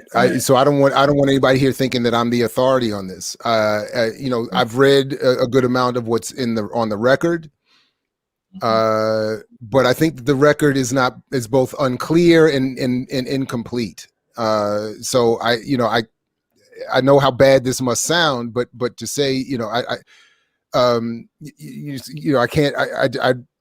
So all I can say is that I don't know, and I think that it's much more complicated than what is certainly shown in the film and I think described in some of these histories. And what I can gather from a lot of these off-the-record conversations is that a lot of the people who were involved in helping Fred do that work remain nameless and go undepicted in these films. And one of the things that actually did bother me about the film is that it I think caricatures that kind of work. And by the way, the film is really slick. First of all, the scene where he goes in there to build with the Crowns, which is a fictitious gang in terms of Chicago, at least. The scene is only used to create drama. This is really slick as what the filmmakers did. I mean, it shows how talented they are, but it shows how I think even unintentionally the film weakens itself politically. Because the film is telling the story through the eyes of the Judas. The scene where Fred is shown building with the street organization the Crowns is only in the film not to show Fred doing that work. The scene is in there to create the tension that the snitch is about to get caught. Because if you remember, it's in that scene where one of the so-called gang members recognizes him as a snitch and wants to reveal it, but is in a tense moment. Now, all of that, from whatever I've been able to gather, all of that is theater for the film. But what it does is it takes us away from the real work that made Fred such a threat of building that relationship. They didn't just bust into a room with berets and guns. First of all, I just had a conversation with somebody who was in those types of organizations. And again, this is all off the record. I don't, so he may be blowing smoke up, whatever. But his version to me was, if anybody had walked in like that on any of those sets at any of those, they would have been shot, or there'd have been all kinds of violence. You can't just bust up in there with your guns and your whole crew and your outfits and whatever, talk about, we're going to do this and this is what's about. So the real work that Fred and others who are unnamed all the time did, and those who do that kind of work today. We did an interview on our platform with Yusuf Bunchy Shakur, who does that kind of work in Detroit now, specifically about, so you could say we made use of the film by talking to a real cat who does that real work now, but to try to get some depth to the reality of that kind of work. Anyway, so that's the kind of that's what I'm saying. And by the way, that's the other thing that even someone who has tried to situate himself to be in this space to learn all of this stuff, a lot of what I think I know at least has been told off the record. It's not in the books. It's not in the document. It's not in the articles. And it's so much better. It's so much more interesting. It's so much more radical. But it's not. I don't know. It's not scientifically supported. I don't know. I don't have the proof. But and I don't know that anybody does. So what we end up with is a story like this. Wait, there was one other thing. Oh man. Go ahead. I'm sorry. There was one other thing that I was hoping I was going to remember. If it comes back to me, then feel free to bring it. But one of the things that when I watched it with, I said, my children and my partner. And one of the things that we discussed after the film is instead of William O'Neill, the amount of perspectives that this story could have been told from. For example, if the story was told from the perspective of Akua and Jerry, it'd have been so much better a film, right? But another factor in this, I mean, I grew up watching the documentaries and that interview with William O'Neill, Eyes on the Prize, and so on and so forth, right? And we always knew that the people that died as a result of this thing was Fred Hampton and Mark Clark. Yeah. And I know you've interviewed Mark Clark's niece and his sister, Brother Jared. Yeah. But Mark Clark, and I wasn't ready for it. I saw the interviews before I watched the film. Right. But I knew that he was hardly featured, but even knowing that, I wasn't ready for how limited his name would be mentioned in his screen time. Right. And I think it's a problem, right? So I just want you to finally contextualize from based upon what you know of Mark Clark, yeah, because his life was taken in this raid too, and his family were left without him as well, right? So we just need to just do right by his name and mention him in this interview, right? So let's contextualize Mark Clark for our viewers, please. That's a great question. First of all, I was happy both of them reached out to me, by the way. Yes. Which I think is important to point out because they were upset at what the film had done to the story of both Fred and their uncle or brother. They were when they contacted, when I did that first early review, not to suggest that I'm, you know, overly popular, but I got a lot of heat. And one of the best things that, but you know, I think I'm proven more correct than ever. But the real point is that both Bridget Jackson Clark or Clark Jackson and Gloria, messing up all their wedded names, but Gloria and Bridget both reached out to me and wrote me, independent of each other. They didn't even know each other were going to reach out. Wrote these powerful emails basically thanking me for what I did and saying that they knew this was going to be a problem. They had all kinds of longstanding you know, struggles with the memory of their uncle and brother. And what they were just trying to make clear is that he was a committed, strong, radical who chose to put himself in that defense captain position in Chicago. He left the Peoria chapter of Illinois and pointed to his little niece and said, I'm doing it for them. So, you know, to see him only on screen long enough to get killed was frustrating for me. I can only imagine what they must have been feeling like. But again, that's sort of the point. If the film doesn't even, I don't even think they say, do they even say the name Huey Newton in the film? Yes. Do they? Okay. Yeah, because there's reference to him being in jail. And his name is called okay. In that context. Yeah. So, I mean, but my point is, like, we don't, you know, we get almost nothing of what that organization was and why those people were in it. So when you hear Mark Clark's story, as at least in our interviews, I think what those women were doing is remarkable because when you hear those stories, you get it's more of, I think, the quote unquote human side, because like Sophia Bakari is saying, the Black Panther Party was a part of the Black community. It wasn't like these were some strange, you know, isolated folks. They were regular people who did what we all should be doing more of, joining and becoming radicalized within organization. And they took risks and they stood on principle, and they stood up against the most powerful repressive state in the history of humanity. And I think, you know, whatever their flaws, they were heroic. I admit it, even me, I am so frustrated to see these movies and to see it's just everything reduced to that level is really frustrating. For instance, you know, one other thing about that, when they show they didn't even show that the police went looking for Bobby Rush also that night. They didn't show that the attack on Fred Hampton and Mark Clark was part of a coordinated effort against the Panther Party across the country. So they did, again, as great as Fred Hampton was, the idea of turning him into some sort of isolated figure in a movie is itself another part of the problem. The party produced him, the struggle produced him. Without the Black Panther Party, he maybe just stays in the NAACP and his radicalism can only go so far, right? I mean, without even beyond that, without the struggle of Africans in Europe, of Africans on the continent, of Africans in the Caribbean and Central and South America, the Black Panther Party wouldn't have been doing what it was doing.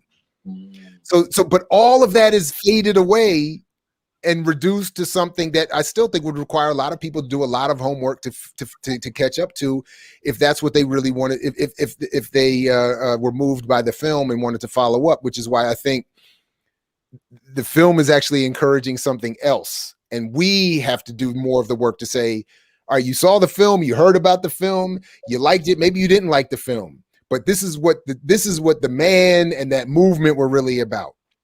Lastly, by the way, to your point, brother, when you say if we had gotten the film from Akua's perspective, all of the other points you both have raised about the love and the relationships, I mean, we could have had way more than that as they were becoming radicals and revolutionaries together. We could have seen more of the engagement of sisters within the party. You know, anyway, there's so much more that could have been done. So anyway, look, I really appreciate you inviting me to this conversation, and to all of who are in attendance. I really appreciate that, and I look forward to more.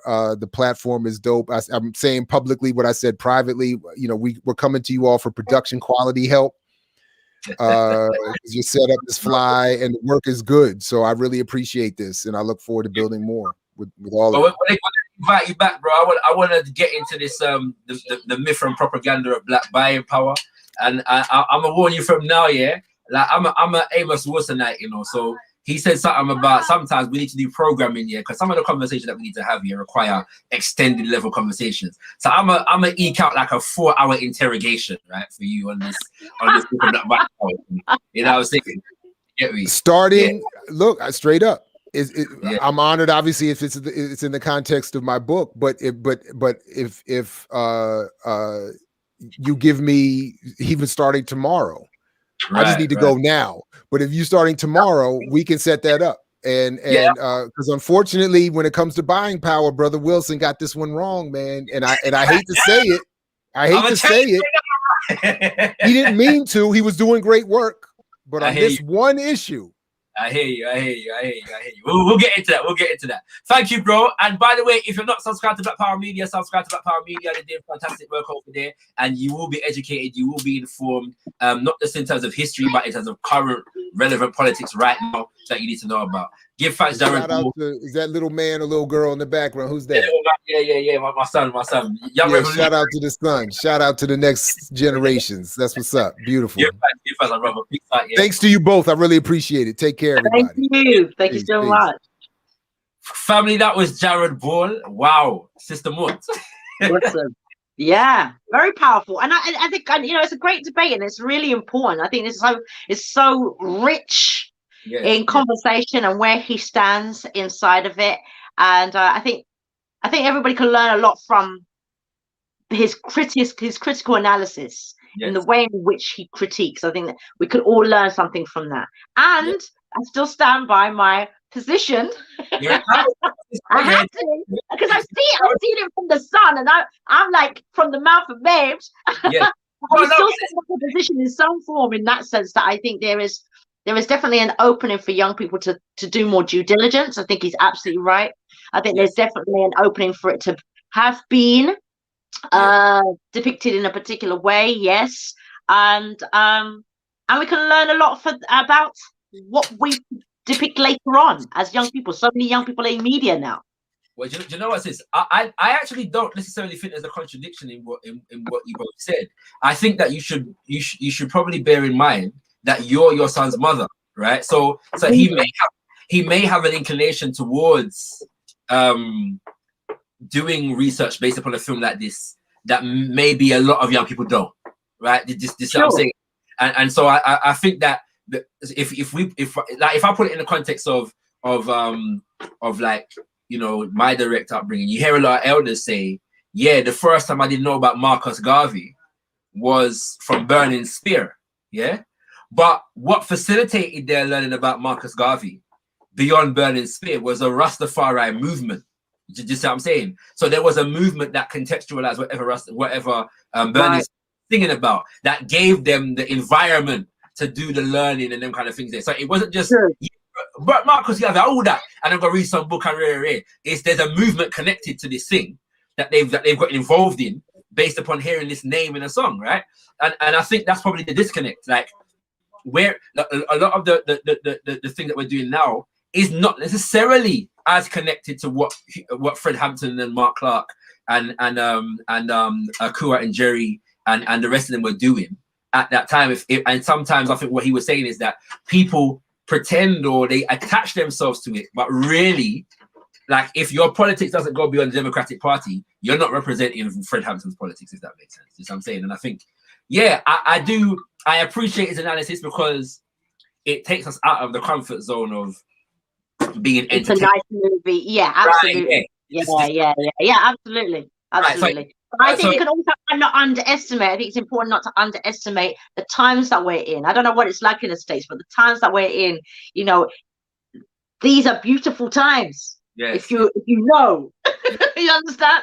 And so I think it's an excellent time for it to be shown, right? Whether it's depicted well or not. Yes. The critical mind is awake. Yes. And as long as the critical mind is awake, yes. that's half the work done. No, definitely. And I like you said, that's some of what I said as well. In terms of, I enjoyed that scene when they get all lovey-dovey over a Marcus speech. I can relate to that. That's lovely, yeah. Brain food, yeah. You know what I'm saying? Remember when we were at some Malcolm X? I've never been more in love. You know what I mean? You get me? You know what I'm saying? Them things that inspire conception and it's a family show. It's a family show. You know what I'm saying? It's other side going. You know what I'm saying? Revolutionary black love. You know, these things. True, the revolution, Black Love Revolution, baby. Come on. You know what I'm saying? And I do appreciate one of the things that Fred Hampton Chairman Fred Hampton Jr. was saying. And by the way, once again, family, the Hampton family, yeah. Mama and Kura and Jerry and Fred Hampton Jr. are trying to save the house, yeah. The Hampton house, which is the house that was depicted at the end of the film where the atrocity took place, all right. And so do check the links at the bottom of the screen, yeah, and please give generously or just inform yourself about what is going on, yeah. I didn't get to speak to Brother Jared about the ongoing issue of political prisoners, but we'll do that another time. And in fact, we may bring on somebody else at some point to deal with that. Because it is deep. Like Mummy Abu Jamal's story is a madness, yeah.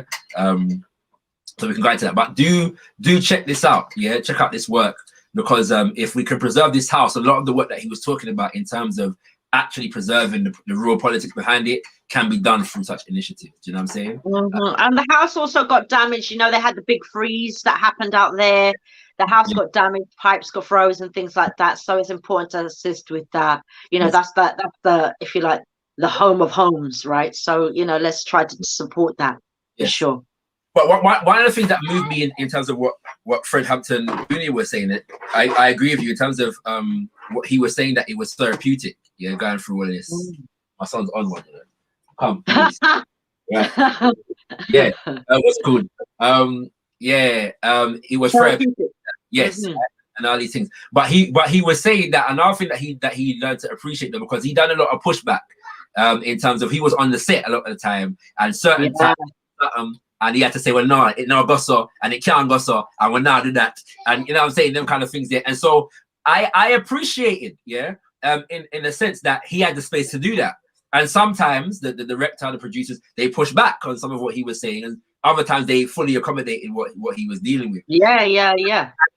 And so hearing those little things allow me to appreciate certain things a bit more, because and one of the things that he was saying is that, you know, you learn more about the filmmaking process, and so you learn why certain things go the way they do at certain times. It just broadened his scope in terms of what it takes to make a film and how things are depicted and so on and so forth. And so he is Fred Hampton Jr., right? So if he says something like that, I'm inclined to at least take it into consideration and respect it to the degree that I can. Do you know what I'm saying? And so I'm just sharing that with I mean, he definitely said, I remember he said in an interview, he was talking about Daniel Kaluuya doing, you know, he walks to the door, and they do that walk to the door something like 7 times. Yes. And because it's important to engage in the walk, the way he walked, the whole frame. Yeah, absolutely. And when you listen to the interviews, the post interviews with the cast, you hear how they had to embody it. You know, they're also having a moment. Yeah, they're having their own personal epiphanies within inside themselves. There's a lot of growth and healing, and like we were saying, a cathartic release, if you like. You know, there's, you know, that conversation. You know, can only imagine for say Chairman Fred Hampton Jr. a conversation like that couldn't get spoken. Yes. Had to sort of be in code. Those conversations coming out now, and even, you know, there's a healing in that. There's got to be, and so we just have to ride this wave and build. And see how it goes. I ultimately, in my experience, however, does align with Brother Jared. Yeah, in the sense of that this mass, you know, focus and conversion on these issues, and raising of awareness. I don't necessarily experience it coming out of these films. Yeah. And I think that it's largely due to the commercial nature of them. They are commercial products, and they are designed to get people to the screen, you know, and to pay their $20, $50, for popcorn and Coca-Cola, and the ticket. You know what I'm saying? You know, when last I got cinema, cinema's expensive nowadays, you know. Trust me. Listen, proper money, you know. Proper money. Trust me, I feel sorry for the youth. Them, you know, like when you're a little teenager and you want to take the girl. Take your girl out, them things. You know what I'm saying? Like, if I look at cinema, £20 cover the night, not anymore. Not today, fam. £50 straight. If I look at cinema, date throughout it. Anyway, on a wages and your pocket money for the thing there. No. I feel sorry for the youth. Sorry for you. But yeah, I get it. So I feel like the real message in what Brother Jared is trying to express to us is that the power of these stories is not in the films that are made by these commercial entities, but it's in the people, and how we keep those histories alive through our interactions, through our social, through our work, through our organizing, right? It's because really it's only in the context of that, that a film like this can have any impact, if it has any impact to have at all. It's not going to be in itself. It's going to be in the communities and the organizations that are actually built upon the work. Absolutely, the discourse, the discussion. You know what? Yeah, absolutely. Right. You know what I'm saying? So, I think that's the major takeaway from. So, brothers and sisters, we've got work to do out here, family. Yeah, you know what I'm saying? We've got work to do, and Sister Mutt's doing her work. You know what I mean? You know, she's making sure that we are able to bring more Fred Hamptons into the world. You know what I'm saying? So yeah, you know what I'm saying? Yeah, more Fred Hamptons into the world. And Got Kush TV is doing its work, Kings and Queens, as the UK's #1 Black conscious platform. So make sure you stay tuned, for more big things to come. Trust me, big things are going on. Tomorrow, new episode of Decipher. And Blacktricity is broadcasting live on Yanga TV. Yanga. Friday tomorrow. Friday, at 7:30 p.m. All right. So do stay tuned for that, Kings and Queens. You got a last one, Sister Mutt? No, I just said, thank you for a great, thank you for a great evening. I think it was really informative for us both. And I think, it'd be great to have him on at another point to discuss his book. And just want to just go back to, I think, close again with the proverb. Yeah. And I'm hoping that everybody got something juicy out of tonight, like really got the juice out of this, or be able to pull something from this. And we spoke earlier at the beginning, a good chief is like a forest. Everyone can go there and get something. So I hope that everybody managed to get something beautiful from tonight. Yes, indeed, Kings and Queens. Yes, indeed. This is Got Kush TV, the UK's #1 Black conscious platform. We have been speaking to Brother Jared Ball of I Mix What I Like and Black Power Media about the film Judas and the Black Messiah. Trust me, you never got everything that the brother said in one go. So go back and pull up this, rewind it right away. And take it in again and pre what the man was saying, all right? Because, there's a lot in it. There's a lot in it, Kings and Queens, all right? Do remember, tomorrow, Decipher. Should more African countries join the year of return? Should more African countries join the year of return? Blacktricity on Yanga TV from 7:30 tomorrow evening, Kings and Queens. Sky, Yanga TV, do check it out. Sky and Freeview, do check it out, family. And always remember, you ain't got nothing if you ain't got good.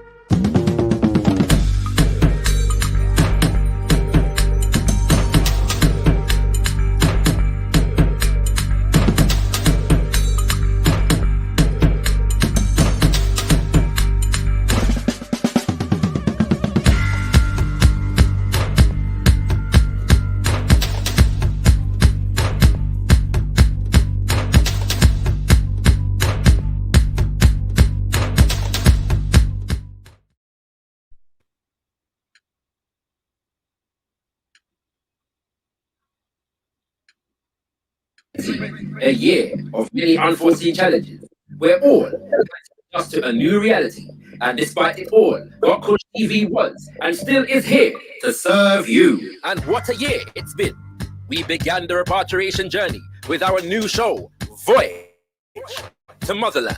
We dropped the knowledge as you took your seats in the Kush University and joined us to hold a meds with the Ankh Doc. Got Kush TV invited you to get involved in controversial conversation and enter Decipher.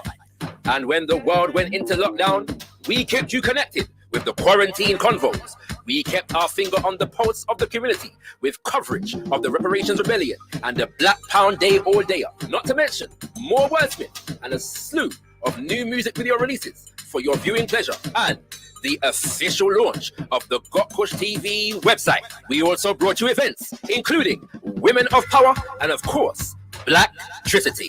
Now in 2021, Got Kush TV is continuing to level up the thing. First up, we are pleased to inform you that gotkushtv.com is open to exclusive memberships. Sign up to any of our membership tiers and you will gain access to playbacks from all our events and an ever-growing list of exclusive original content, including interviews, documentaries, and shows such as Kush University. To become an official member of gotkushtv.com, simply hit the membership tab. Stay tuned for continued updates. Then there's the new shows. Look out for more Decipher, Wordsmith, Hold a Meds with the Ankh Doctor, and weekly episodes of Quarantine Convos focused on health, wellness, education, and inspiration for our community. As always, the Got Kush TV film team is available for hire to cover all your events, adverts, infomercials, and all filming needs. Visit us at gotkushtv.com for hire inquiries and more information. Stand by all black businesses through our website, social media, and show content. We have monumental advertising, sponsorship, and network opportunities catering specially for you. Check out the advertising page on gotkushtv.com for more information. Got Kush TV is in full flight to join us for the ride. There's 4 things you can do. Subscribe to our channel. Hit that bell to make sure you don't miss a release. Join us on all social media and hit up gotkushtv.com to subscribe to our mailing list and sign up to become a Got Kush TV member for exclusive opportunities in the near future. Let us know you are feeling our content by hitting that ever so important button of approval. Comment. We want to hear your feedback on everything we are putting out. So make sure your presence is felt in the comment section. Share.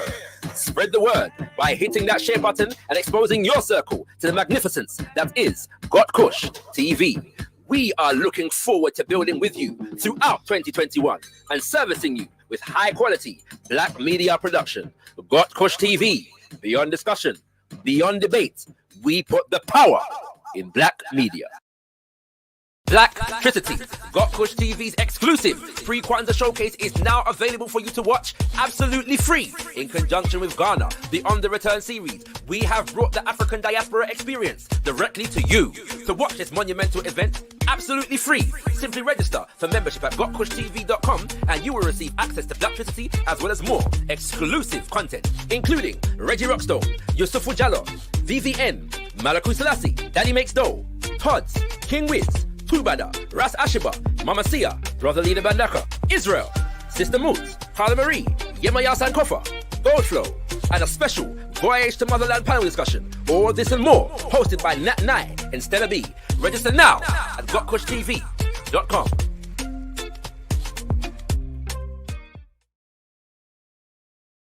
The Women of Power Summit, a monumental event dedicated to profiling the work of African women around the world, past, present, and future. Featuring Affiong El Affiong, Ronoku Rashidi, The Goddess Needs Night, Tony Warner, Ari Ma'at, and Celine Ekigwe. To watch the Women of Power Summit, simply register at gotkushtv.com for this and even more exclusive content. Got Kush TV, we put the power in black media. Should more African nations join the Year of Utaya? I would say every descendant of Africa should go home. But the same things are happening. The tax money is still coming back to Europe. How do we contribute to the decolonisation of Africa? So if Africa is our focus, are we then neglecting the Caribbean? The year returned so successful, 1.9 billion. 1.9 billion. And all of a sudden, the whole world shut down. Making sure that people on the continent see the real picture of how we live here. Welcome from Ghana, Accra. Enter Decipher.